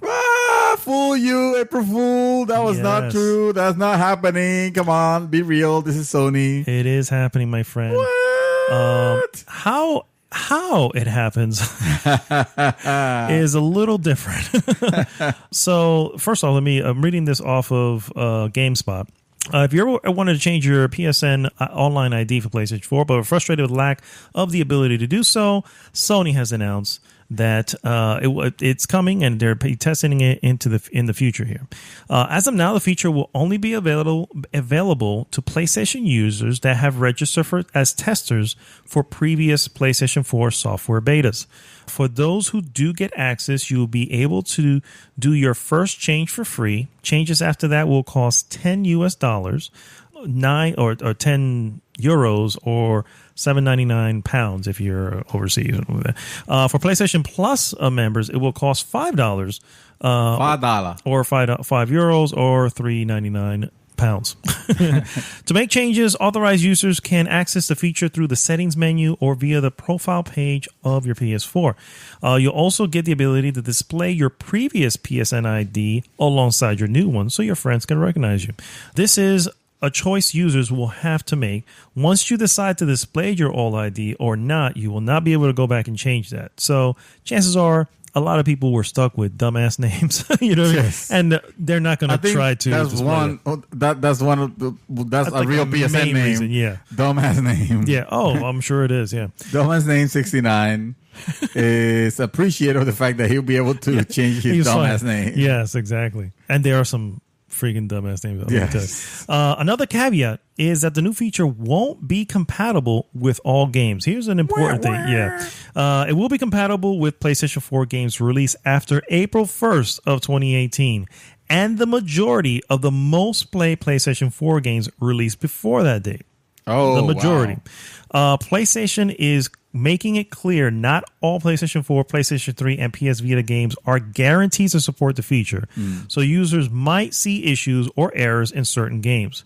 If you run into any issues with the change, PlayStation will let you revert back to your old ID free of charge. The free program is set to go until the end of November 2018, and PlayStation plans to roll it out for all PlayStation 4 players in early 2019. So, what do you think of that, sir? That sounds like it's sounds like a lot of little. time. Well, it is about time, definitely. And not only that, but it feels like yet another implementation of a feature, of a standard feature, a little too into the game, kind of so to speak. Because if you remember back in the era of PS3 when they bolted trophies, suddenly because it turned out people care about achievements, and stuff like that, earning stuff, yeah, and the meta game, yeah, and there were a few games that did not have it at the beginning, did not have trophy support, or they added trophy support after you had already beaten the game. Yeah. So you have to play the game to get. So you have to play the game again to get them, and stuff like that. It also reminded me of when Sony did not believe on motion control. I mean, not motion control, but on Rumble, and then they added Rumble, and then this feature. No, in all honesty, this is great to hear. I wish the implementation would have run a little bit smoother. Like the fact What do you think? I mean, I can't. I can't understand. I mean, obviously, we're not engineers. We don't know the eliminations. I have no clue. I can tell you right now. I know that you have fans in that computer right there. I have no clue why they're in there, but they're in there. That's fine. That's about the level of what I know. So I can't. When it comes to programming stuff, I'm even less. Okay, so I get it. You know what I'm saying? It's not easy, but my God, and also, I mean, to an extent, you also have to. I don't want to say forgive, but you almost have to say, man, these guys just were not thinking ahead at all when they did this. You know what I mean? Because clearly they screwed the pooch. This is how hard it is to fix the problem they made. You know what I mean? So credit to them to one, Sean Layden, president of, or one of the presidents of Sony. he mentioned last year on PlayStation Experience that we should have something by next PlayStation Experience. Yeah. A lot of people were a little bit concerned that PlayStation Experience got canceled, and they're like, "Damn!" They're That's like, because they don't. That's we just don't how have, they avoid we don't have it. a solution. But clearly, it's there. They've announced it. It's cool that it's happening. I'm not changing my name, frankly. I don't have a bad name, but No, I like mine. Yeah. But I'm glad that people who do will sort of We'll be we'll be able to. Yeah. The thing with games giving you problems, it's a little weird because I believe. I mean, you can do anything with computers nowadays. Yeah. A little bit of a more engineered way of doing it would have been to let those games use your old one, and you have the new one for the rest. Yeah. And then when you could actually claim to the end of life on the PlayStation 4, like completely, like okay, they're completely done with it. Then you can. I just want to. Then you can make it to where it's just one. I thought that again. Maybe this is me, and maybe this is even worse of an issue. But I just assumed that they would copy all your information over to a new profile. You know, you transfer your data, your trophy list and all that, because it really is. That's really what you want. You're transferring your trophy list. Yeah. What else is there? And the licenses, yes, because your name is tied to whatever game you've purchased. I think it comes more to that. Yeah, it's probably more of that. And also, would you imagine how many millions and millions of users the platform has? You know, for example, in our line of work, where we had to transition from one system to another, or where we did have to do that, it took months, and we had to implement it like slowly, little by little, slowly. And I don't think this is an industry that can afford to take months and months to do that transition. They almost want to expect it like they will expect it right away. Exactly. So I think this is the best solution they could come up with. And I'm just glad that it's there. Honestly, me too. They did it. They say, apparently they've been working on it. You know what I mean? It's not like they just suddenly came out. The fact that it says games since April forward makes me think that okay, so maybe they were beginning to talk about to work on this since the beginning of the year, probably January. Let's say even So I don't have firsthand knowledge of this. This is one of the podcasts that I listened to. Who someone spoke to someone in industry who happens to work at Sony and said they've been literally looking into this for a few years now. I bet, and it's just been that hard to get going. Yeah, man, changes. That's good. Changes of it is good. Let's go into some rumors and speculation. Oh, okay. We always love those. No, particularly not that much myself. But this was good. Microsoft.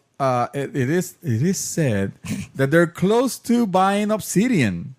Oh, and that was quite interesting because if you heard at the end of this past E3, one of the things they mentioned after they gave their showcase of all the the companies that they had acquired, it was, and we have we have more to announce, others to announce.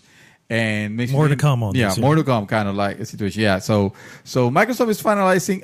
This is sources say that Microsoft is finalizing a deal to acquire the independent development studio Obsidian Entertainment, according to three people briefing the negotiations.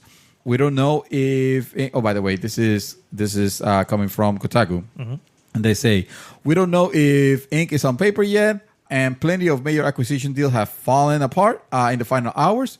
But those close to the companies believe it is all but done. One person of knowledge in the deal told Kotaku they heard it was 90% finished. Said the second person, it's a matter of when, not if. Oh, so they're 90%. So they haven't platinum it yet, but well, they're almost there. They're almost there to platinum. Yeah.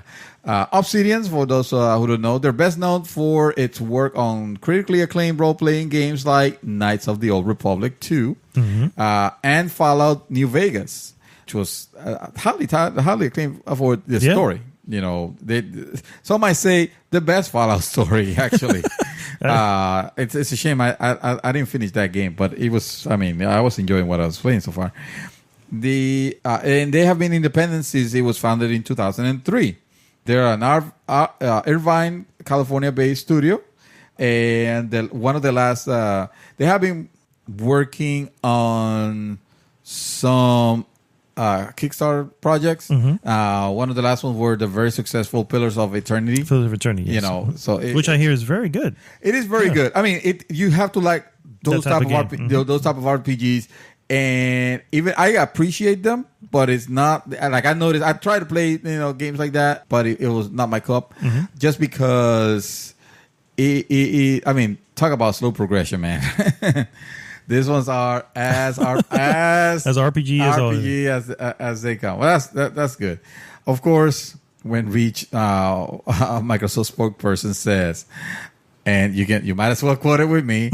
We do not comment on rumors or speculations. Yes, the same old. Yeah. Now, an Obsidian spokesperson said, unfortunately, we don't comment on rumors or speculation other than to say that the Rumors album by Fleetwood Mac still holds up.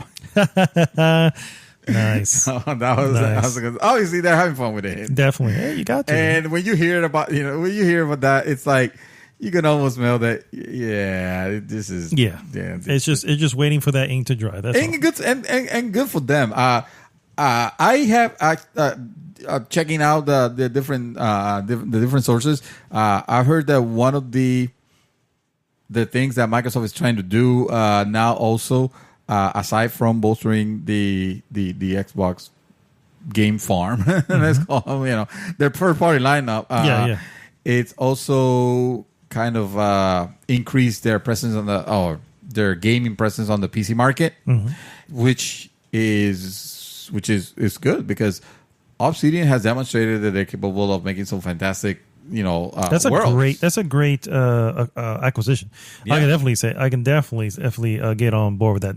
That is a very good. I mean, from the ones that they've mentioned before, Compulsion Games is new. So I mean, but they released a decent game. I can't think of the name of it now, and I can't remember the other ones. But there was one other one, Ninja Theory. Thank you. Ninja Theory is a great studio. So now you have. Great, they seriously have a good amount of studios. They don't really need anything else right now. Just have, a good lineup for the next whatever it is that they're going to do, and just come out shooting. You know what I mean? It is a good opportunity also for those prior independent companies. Now they have the backing, the financial backing that they might need for bigger projects.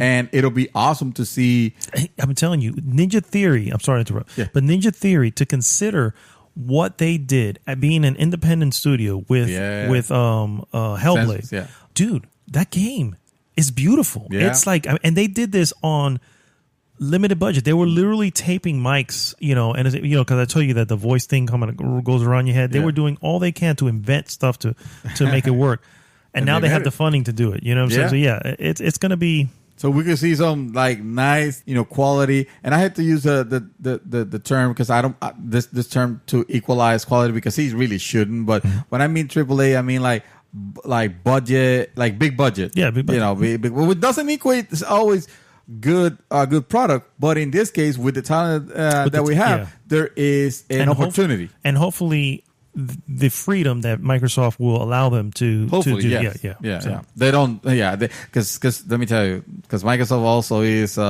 they make a hit and the hit is big, they will crawl them into just doing that, and that will suck. Hopefully they've learned a lesson. I don't know. We'll see. We'll see. Stardew Valley, sir, is a very good game. Did you hear about this? Stardew Valley is a very good game. Actually, I got the opportunity to play it. I forgot. Actually, this was a while back. I forgot to mention it because this was a gift from Seth Meyers. Yes. Yeah, and this, I played it enough to run away from it because I might have actually mentioned this on a podcast. I don't remember. I felt like this was about to become too addictive, and I was playing other stuff. Well, guess what, sir? What? Now it's gonna chase you down, my friend. Stardew Valley is playable on nearly every current console and handheld, but not smartphones. What? No. Until now. Yes. The hit farming sim, by the way, this is off Polygon. The hit farming sim is coming to iOS and Android, with the iOS version launching later this month. It's the full game, not a cut down version, and plays almost identically to all other versions, says the creator Eric Concerned Ape Barone in a blog post. The main difference is that it has been rebuilt for touchscreen gameplay on iOS with new UI, menu systems, and controls. Both the Android and iOS versions of Stardew Valley are produced by mobile developer The Secret Police. Stardew Valley on mobile will also have all the most recent single-player content, but no multiplayer. No multiplayer on it? And mods will also be absent. At least players on the PC, on Windows PC, will be able to copy their save onto the iOS devices via iTunes. So there you go. You can take it along with you. Now, is it did you mention if it's cross compatible? Cross compatible with Like if I'm playing on PC, can I continue my game on the? Because that would be amazing. Well, I don't know if it says you can copy your saves from via the iOS devices through iTunes. Yes. So it sounds like it's cross play. I guess cross play. That's the word I was looking for. Yes. So yeah. Woo, boy, oh brother, iOS version will launch October 24th, and it will cost $7.99 and have no microtransactions. Well put there. There's no price or release date announced for the Android version yet, but of course that will be coming soon. That will be coming soon. And that'll be the version I get because that's just how I do. You know what? You don't have to wait to come because I already did. Xbox One system update is live for October. And it finally adds... Name changes? Even better. Avatars. Oh my God. Remember yes, the avatars? Yes. I recall them, yes. And I didn't have them, but yes, I know what they are. And hold on. I'm going to say it. I'm going to spell it. ALEXA support. Oh, really? Alexa? Yeah. Alexa support. Okay. Yes. So that actually came out on Thursday. The Xbox One October update is rolling out, offering a few new bells and whistles for the Microsoft console. The feature in this update will allow you to use more voice interactions, more easily watch HDR movies with streaming services, and personalize your avatar because you're still using avatars from 2006. Hey, I mean, no, some people still like that. Maybe somebody. It's neat.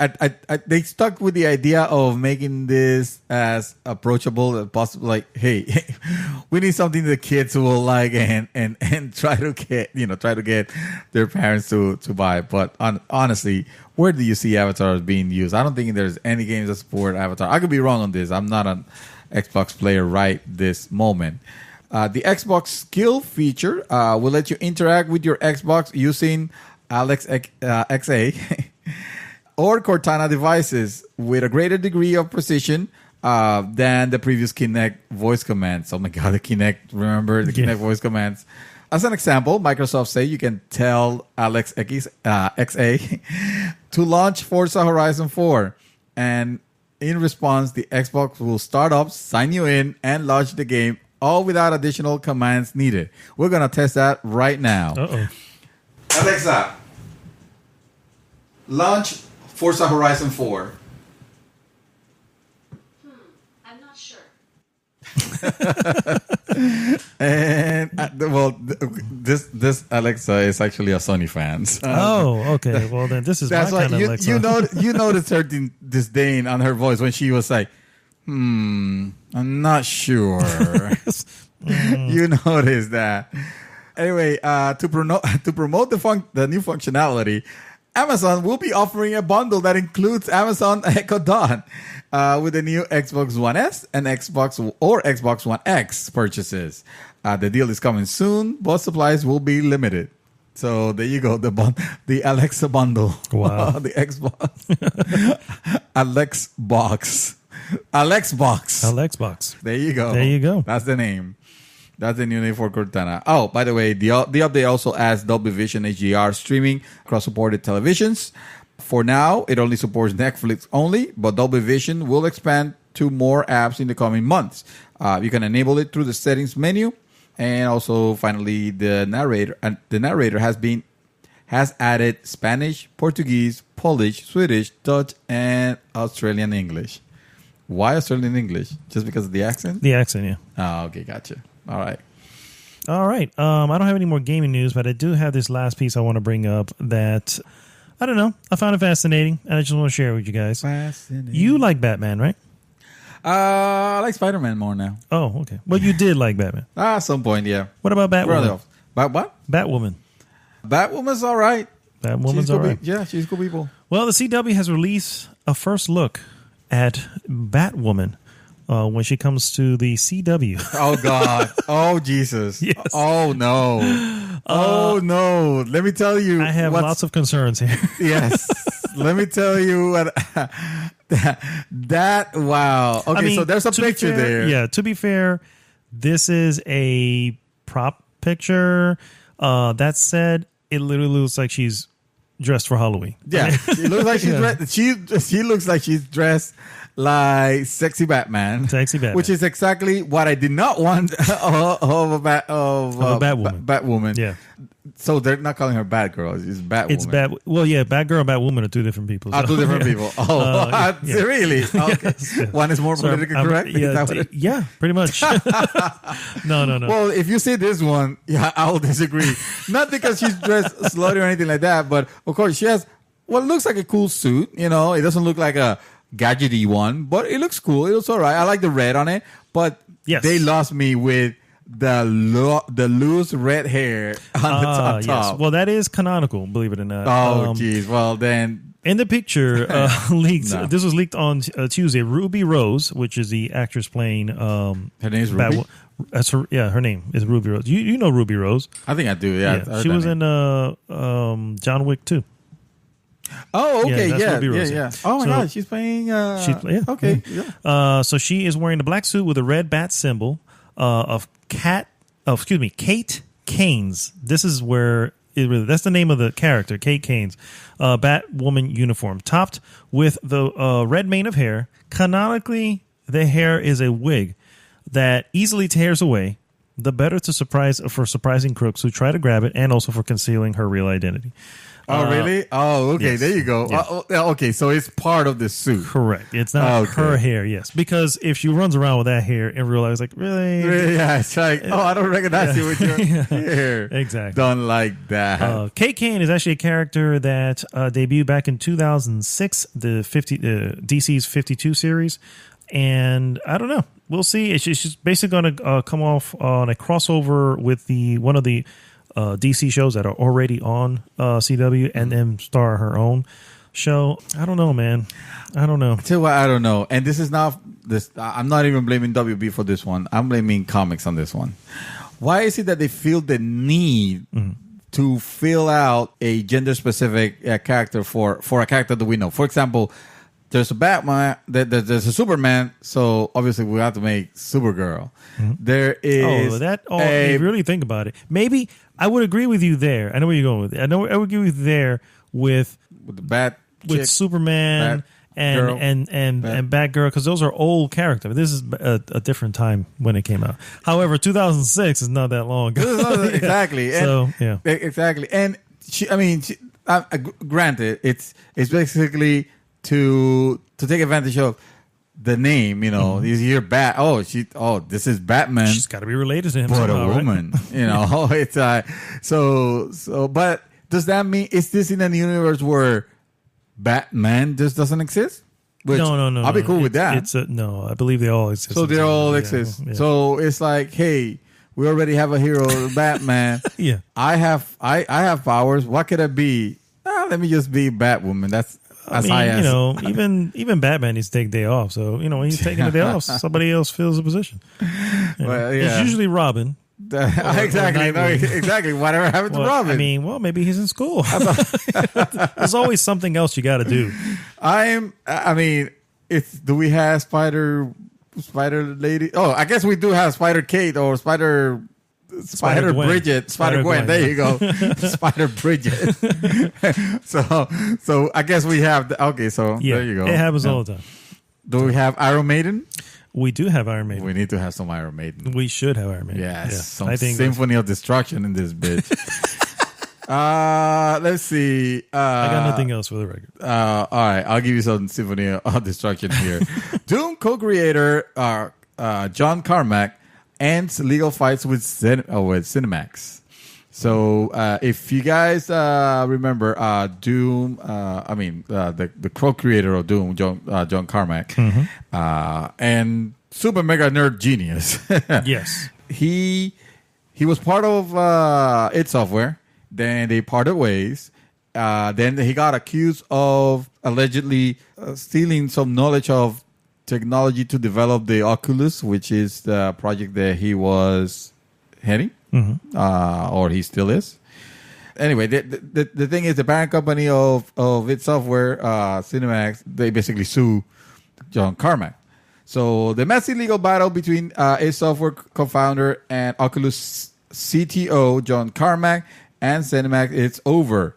Carmack tweeted that his, quote, personal legal disputes have ended, with Cinemax having fully satisfied their obligations to him. Basically, there was some edit there, but that was the idea of the tweet.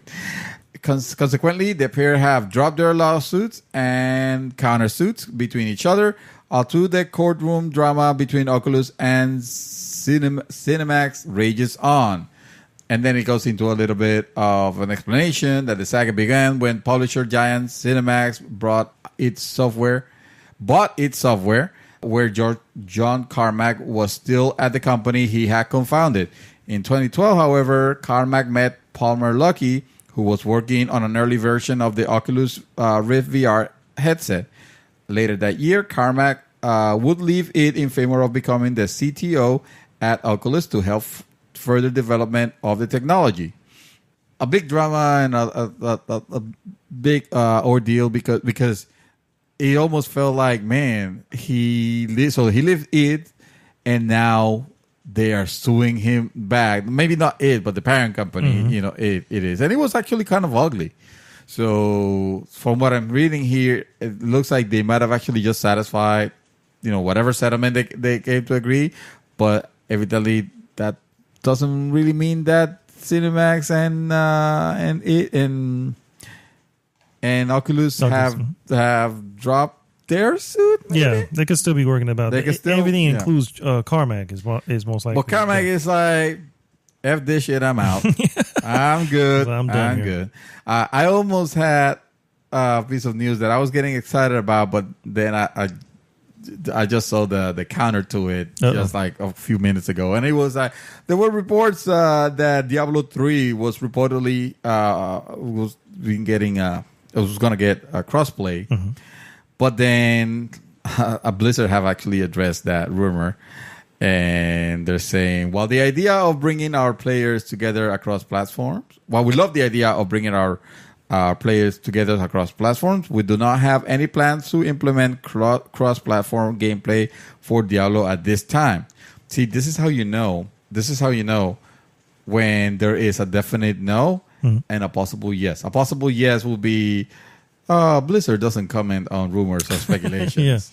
A definite no is, oh no, we're not doing that. Yeah. What are you talking about? What are you talking about? You're crazy. Yeah. We don't have any plans on it. Sorry. Unless they get say, it out of your head. Yeah. Unless they say we don't have any plans of working on this at this time, and then you read into it, it's like at this time. So that means that not today at 9:36, but maybe tomorrow noon. There was a company that did something like that. I'm trying to remember which one it was. It was Sega. It was very recent. No. Oh yeah, no. It was something on the night that were vehemently denying something, and then the next day, and the very next day they said, "Yeah, there you go." I can't think. And then their excuse was like, "Well, we didn't say we were doing it today. We have anything to announce today." It was like, "Oh, come on." Hey. But yeah, it felt like I was gonna have more news, but honestly, no. There is news and there's some major points, but that'll be in the hot topic. So, guys, stay tuned. We'll be right back.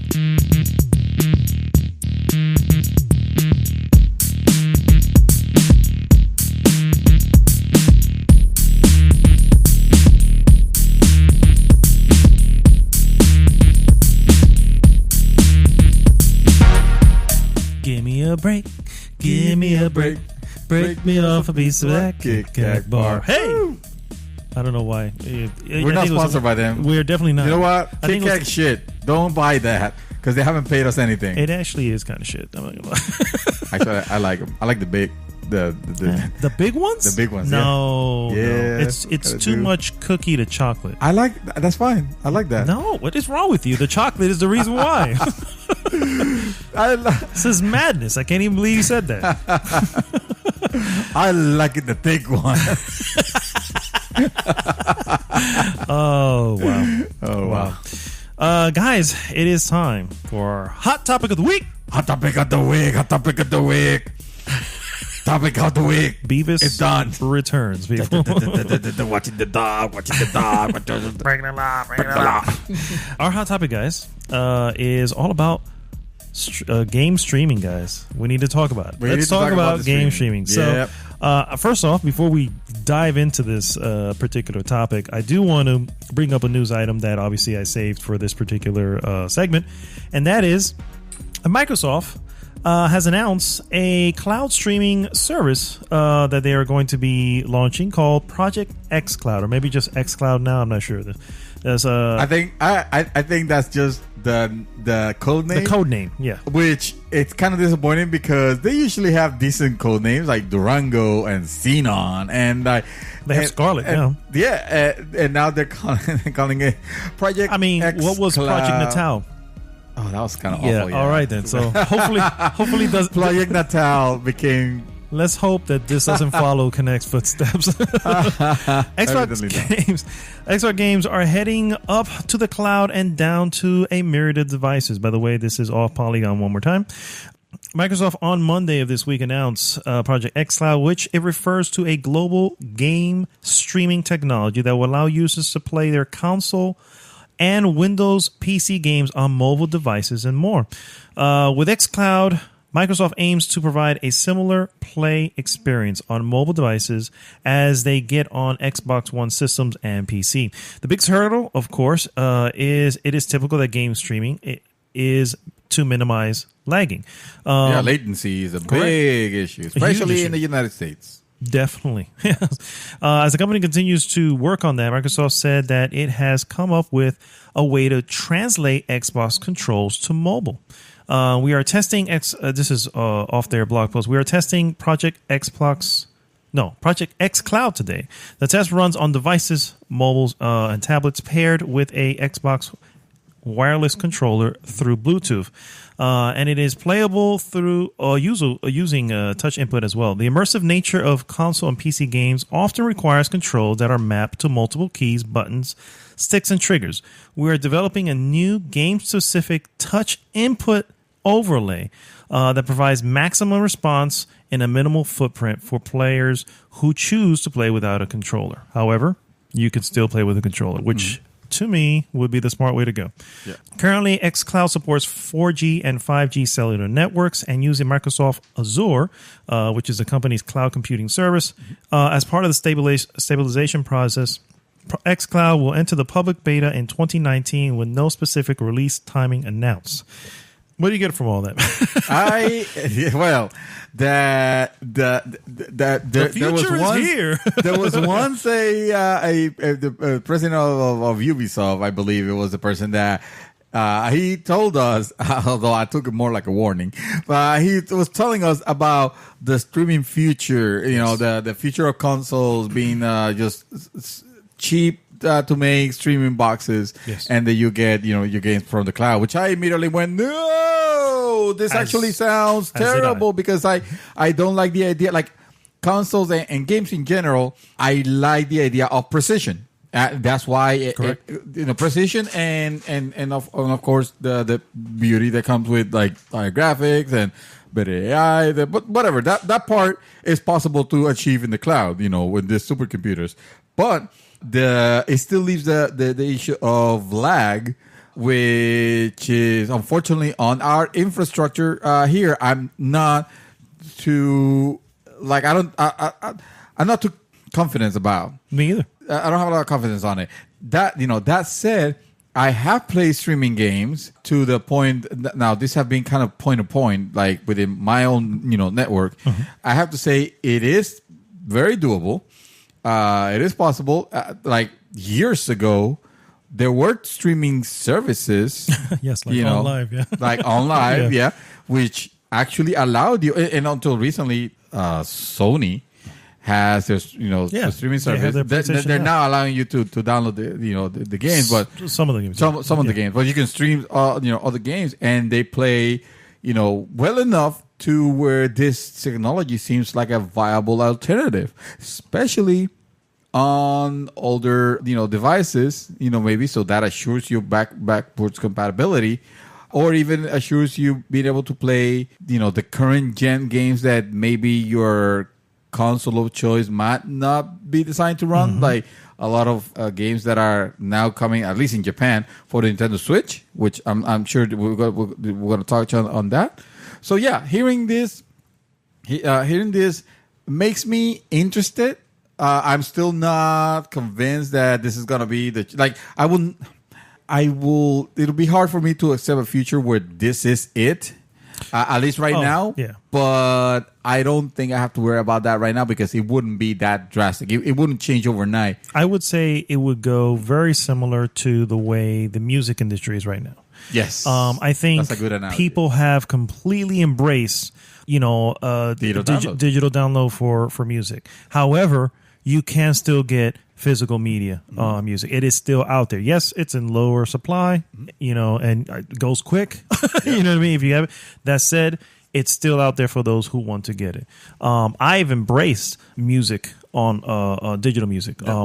I don't buy music anymore. I just have Spotify, and I have everything. And I actually extended it to include my wife and my son, so they have their own accounts, and it's only $5 more a month. Yeah. That's $15. I'm like, hell, and everybody, yes. And you can make your own playlist. You can download the music. When I went to Italy, I had albums downloaded on my phone. So it is the future. However, streaming something as simple as a little music file is not the same as a game. So I'm not sold on it. I'm a bit concerned with it, but I also know that it is a future. I do agree. There's nothing, and I just showed you a video of Assassin's Creed Odyssey. Mm-hmm. Now, this is, for the record, guys, only in Japan. For now. Who knows if it's going to... But Japan's infrastructure is light years ahead of ours. So they obviously are able to do this. Assassin's Creed Odyssey streaming onto a Nintendo Switch. Yeah. And how did the gameplay look? I mean, in comparison, you want to compare it to the PC, that's fine. The video, obviously, this is not going to. Well, that's the benefit, right? When you have something that is not constrained to a particular, the console, let's say, and it doesn't have to be because the computing is being done somewhere else. Because the computing is being done somewhere else. Let's say this could very well be a PC version that has been modified to run, and now you don't have a limit. Now you can run this. I guess your limit is your hardware, but you wouldn't limit it that much. You can have this game running even better than the current console versions that we have.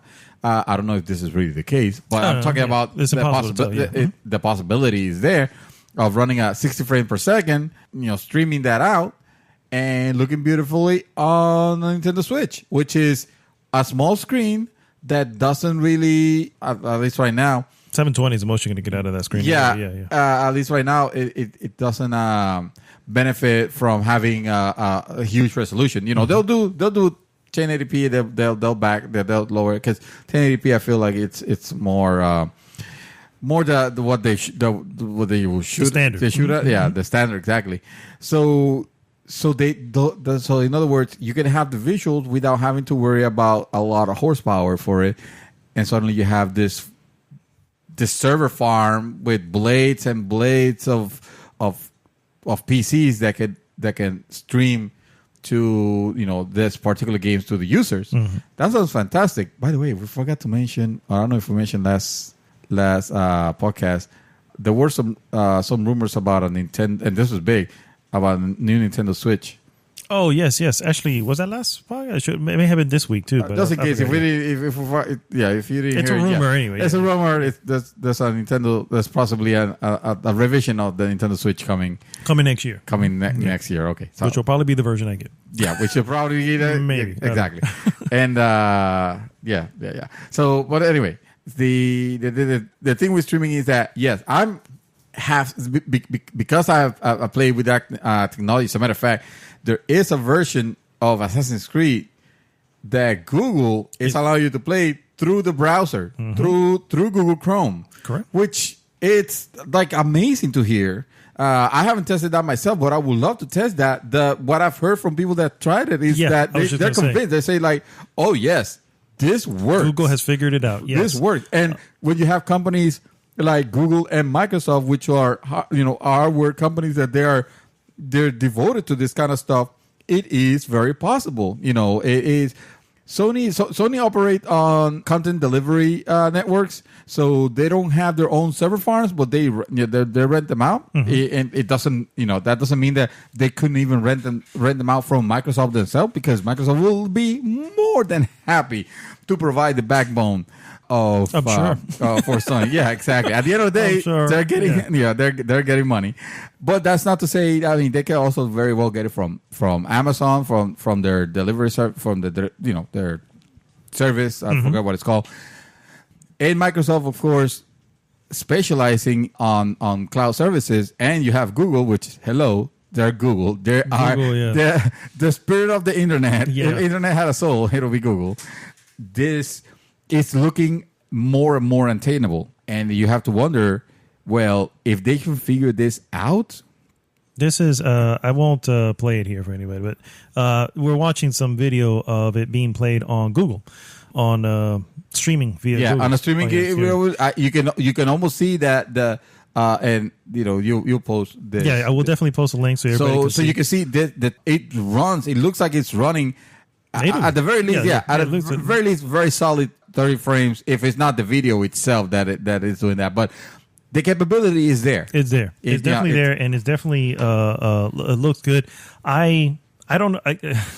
I'm a little resistant to it because as with anybody, as with anybody, I think we all can say nobody likes change, and I kind of just give it to me so I can play it off and some of this streaming shit. You know what I mean? Okay, so let me ask you. Okay. All right. So next PlayStation, because your PlayStation guy. PlayStation 5. Let's say the PlayStation 5. I'm not confirming anything. I'm just saying it's a streaming box you can buy for $49.99 from Sony.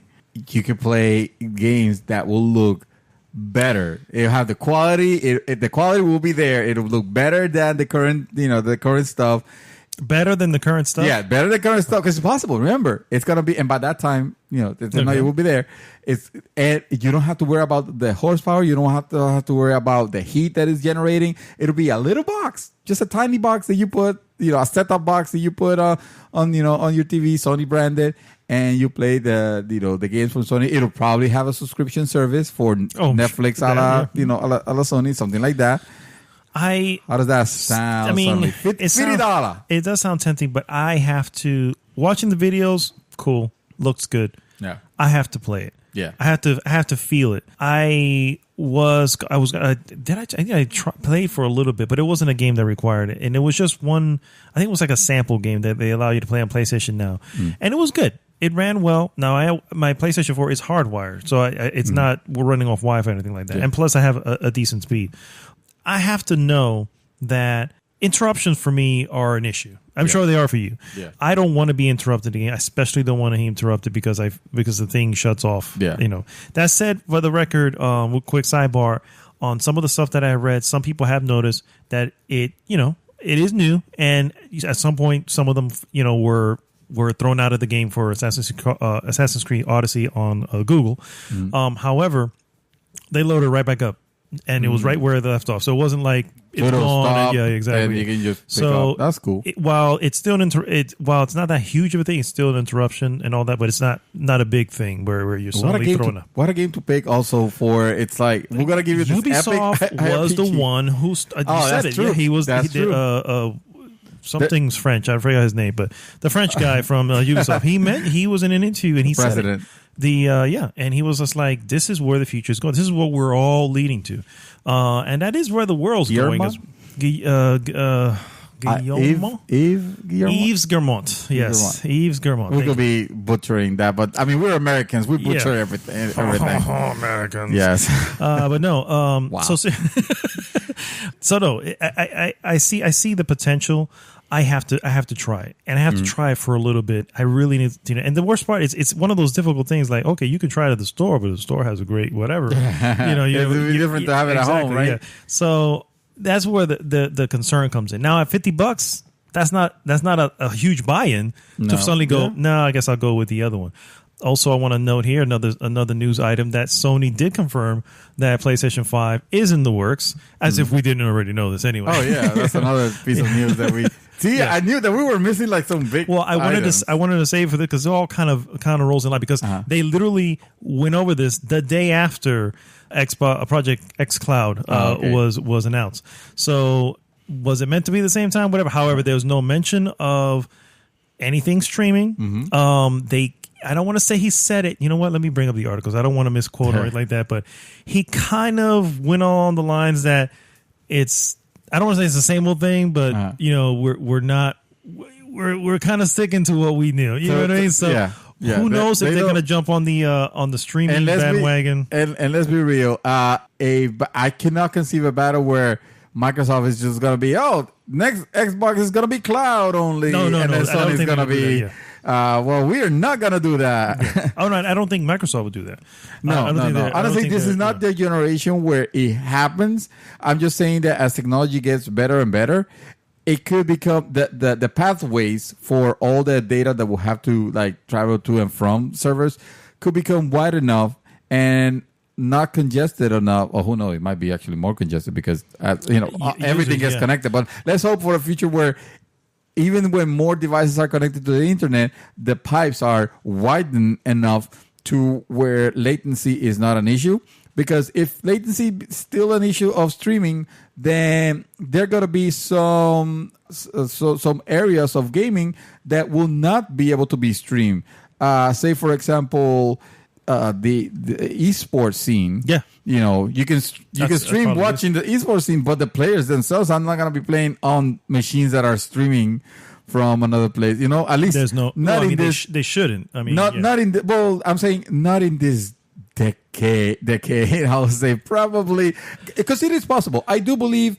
On a future where there is a centralized computer that handles all that data, that it is possible because it is where it's headed. It just these are baby steps. These are definitely. Yeah. So I have here, and I'm realizing now that this particular article doesn't have it, but he basically said at this point, what we can say it's necessary to have next generation hardware. This is from Kenichiro Yoshida, which is the Sony's president and CEO. And he did this in an interview with Financial Times. We will use the next 3 years to prepare the next step to crouch down so that we can jump higher in the future. These are his exact words. Interesting. I like that. So that sounds to me like we're going to take a couple step back so that we can bolt forward then. Now, he mentions 3 years. In the next 3 years. Mm-hmm. So that kind of paints a little picture here of when... I mean, he could just be saying 3 years or 3 years, but a lot of people have been pointing to 2020 being kind of that line where, that's where it's going to be. 3 years makes that 2021 and late 2021. Which I can see. I can totally see. Because it's not like this console is I seriously thought it... No, definitely not. But if it is 2021, then I might just upgrade to a Pro now because I've been like, if it's right around the corner, am I really going to do that? Yeah. Anyway, streaming, they have obviously the stream service kind of already in place. So to be fair, that's not going anywhere, especially if people are using it, especially now that they have a reason to use it with the ability to download.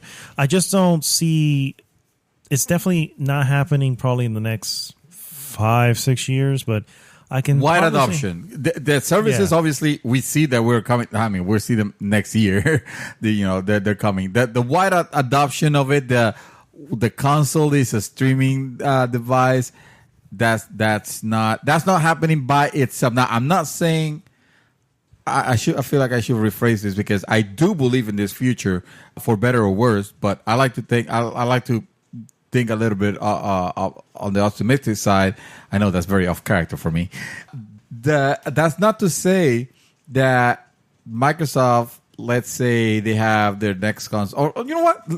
Let's say the Xbox One, the Xbox One X and whatever, and then they have an Xbox LP, little P. I don't know. Okay. What do you call the little version? A little Xbox. A little Xbox. The little L, whatever. The Xbox Mini, whatever you want to call it. The thing is that it is actually able to support, the backward compatibility and streaming.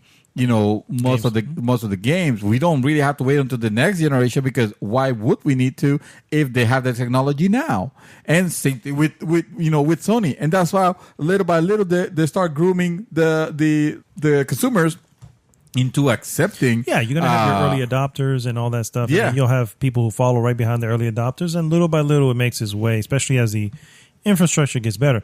I do have a question. What do you think would be like? Okay, so we're mentioning the goods, the pros.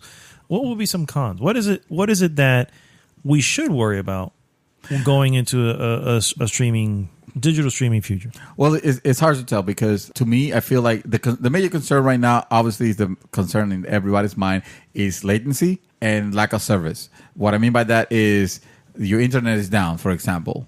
You don't have access to your to your games, or there is an outage on the same reasons why you wouldn't be able to play properly a Netflix movie on the night that you watch movies, and for some reason there's an outage because freaking Comcast or Spectrum decided to mess around, or there's a storm or whatever reason. So that is. That is a potential issue with it. Latency, however, I do see it getting solved through technology to the point where latency it wouldn't be an issue. Going back to OnLive, compare that to now to what we're seeing. It's clearly a leap forward. So it's only going to get better as times go. Exactly. As well. So that may be a concern early on. But. Yeah. And we have mobile networks, with 5G mobile networks coming right around the corner. So here's a concern that I don't hear, and I was wondering if you were going to mention it. Money, as far as pricing, as far as data caps. Data caps. As far as the little thing that went away, net neutrality. Net neutrality. That's right. That thing. So that kind of paints a possible ugly picture in the future where, now you only have games that are not tied to your console because they're out in some farm somewhere. And although that's all our games nowadays, to be real. What do you mean? I mean, you can't play games online. You can rarely play your games without being connected. Almost true, but it's not a definite. I know what I mean. Anything offline, you definitely could. You know what I mean. Anything that you own, it's already installed into that. There shouldn't be a reason. Broken and without patches, maybe, maybe incomplete. Perhaps. But, it could still be. I'm saying you could still have it, but if something goes down, or if you reach your data cap and now you're, you know what I mean. Yeah. You don't have to use that. You continue playing your game, comfortably. That's a concern. And we don't know what that's going to be like. I know playing music videos, or rather playing music through Spotify uses very little data compared to streaming videos. Streaming videos... Well, you can still reach your data cap if you have a crappy streaming plan. Videos uses less data than streaming games. Yeah. So now you're looking at, and then if you're talking about your average gamer who plays several hours a week, that's easily meet to meet that cap, and then you're asked out for the month, or worse, you're paying $500 for at that point, and you're right, and this is not to diminish or anything, but at that point it becomes a technology that is only available for those who don't have the limits. Correct. And then, for those who do, we have another we have another console here. It's called the Xbox 360. Man, that poor guy. I'm quoting Dome Matrix, Pool Zone Matrix. No, but you're absolutely right. Data caps, how licensing on some of this game might work. Correct, because a lot of games that we have right now, they don't have licenses to be streamed out, and it sounds like a silly thing, but companies will block the game from being available for streaming because... Here's another one. Yeah. I'm painting as many bad pictures as I can paint here. Yeah, so we can we can rebel against this and... No, not rebel against, but we got to look at it from all sides. So here's a future where, let's say, for instance, You have you're obviously we're in a future. Xbox has their service, which you know some people will pay for. PlayStation will have their service. Other people will have their service, whatever the case may be. But let's say, for instance, a game that was available for all systems at one point, but because now the license was renewed and it only belongs to Service A, you don't have Service A. I can't play that game. You know what I mean? For instance, I'm comparing this to Netflix, for instance. There's a movie that is on Netflix, been on Netflix for a while. Suddenly, it's not available there. Why? Because it's over on HBO Go. Oh, I see. Or it's not available there because it's on Amazon Prime. You know I'm not sure that will quantify to the. That would require consoles. suddenly, if you want to have all access to as many games as possible, to have multiple services.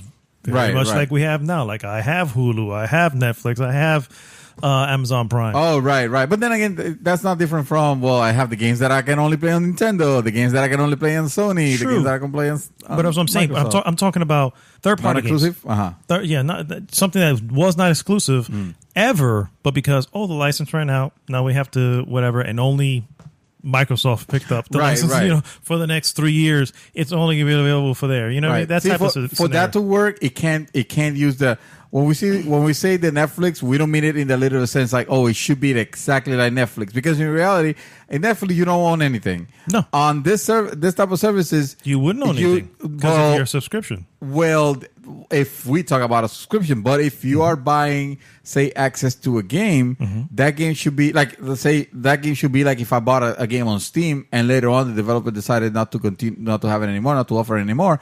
I still have it on Steam. I can still download it. I can still play it. Hopefully. Well, I can still play it. No, I know. I'm just saying, hopefully. Oh, yeah, that yeah. doesn't become a thing where they go, we have to pull it from it because we have it over here. Yeah. At that point, I mean, that's what I'm saying. This is a scary future. I'm trying to paint here, and obviously we're talking 10, 15 years down the road, but that is what we're leading to. Might not be that far, actually. I see it honestly. We're about to enter into a new decade soon. By the end of it, it's completely. I mean, we're not even worrying about it just because it'll be like I said, the pipes are going to be wide enough to where computing power and the realization of Microsoft power of the cloud, LOL, will actually be that as a reality. You know, it'll be mega computers, out there, servicing, giving us a service. All we'll have is clients, basically, client setup boxes that will allow for, and that liberates companies like Sony, for example, of even having to deliver a set-top box. Because let me tell you, if the next thing is streaming and they got that packed down, they sell TVs. Yeah. They don't need to include the set-top box unless you want to put it on your Vizio. And not even. They might even offer the app that allows you to play. You know what I mean? So, yeah. So, at that point, the future of consoles being away is more and more a reality. That said, consoles still have they still have a market. Oh yeah, and I mean, like I said, we're talking about down the road here, but yeah. The foreseeable future does not. And people are not going to be so willing to let go of that just yet. No, like I am. I'm not really. Although I'm optimistic. Well, remember, we're all fogies. We are all fogies. The generation now, past the millennials, they're already used to the digital. To the digital world, and the way that everything's from the internet. Do you remember when you were able to take your cartridge, bring it over to your friend's house? Hey man, let's play this. Hey, it was like an exciting time when my cousins would come by, and they would come by with like a cartridge of something, whatever, I don't know, Street Fighter or something like that, and we'd throw it in and play it for a little bit. And imagine if you could do that on your phone, wherever you are. Just bring your Bluetooth enabled controller. Be the toilet, and bring your friend to the toilet too. For that matter. God, oh. And let's have a Street Fighter pool party. Oh my goodness. Oh man. So that's the future. We should actually. We have not mentioned. The testing of streaming services are not being limited to what Microsoft is doing here and Google, for example. In Japan, Capcom is already offering. Is it Capcom? Capcom, right? yeah, because of Resident Evil. Resident Evil, yes. Capcom is offering Resident Evil 7 for the Nintendo Switch as a streamable game. Yeah. And it's not obviously because they're not constrained to the limits of the Switch computing powers. They're not limited to they don't have to lower the settings or anything like that. You're getting the full the regular version of Resident Evil 7. Yeah. Some might say even the better version, because again, you could actually make a very high-end computer, just deliver that into a small resolution. Another I heard also I want to say Phantasy Star, but I could be wrong. No, you did. Phantasy Star. Phantasy Star? Yeah, I heard about that one too. Phantasy Star is it's another one. Streaming which service, is a much easier game to get. Yeah, those are games they don't require twitchy input. Mm-hmm. Yeah, you're not playing CS, Counter-Strike Go or anything like that, or Overwatch or anything like that. But that will be possible. I wholeheartedly believe that will be possible. If not, games also will be developed with that in mind. So there is a possibility also where games don't have to register. They could use predictive algorithms to and I know that sounds scary, but they could use predictive algorithms to where it'll help you like steer or go where you need to go, where you want to go. It's stuff like that. It is that can to various degrees of success. Those technologies are being developed to make the transition to streaming a little bit smoother, because absolutely. We're getting groomed right now. Eventually that'll be it. That will be console gaming, just like mobile gaming became a thing, and that may be PC gaming too. I mean, if everything's being streaming, yeah, exactly. You don't need. I mean, with PC again, you could have the power yourself. You can even offer that power yourself, but you wouldn't need to. Correct, because it's just coming as a your stream, your work laptop could do something like could stream. I think we are cautiously excited, and I'm happy for Microsoft. Again, Microsoft obviously laying down some serious groundwork, dude.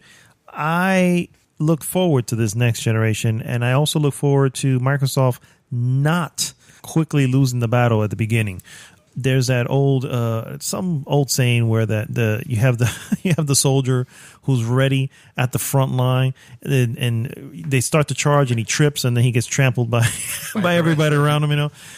Maybe that's just from a movie, I don't know, but that's kind of how Xbox launched. Xbox One launch happened for them, but I don't see that happening this time. I think they laid down the groundwork. They already have an awesome service in Games Pass, Games with Gold.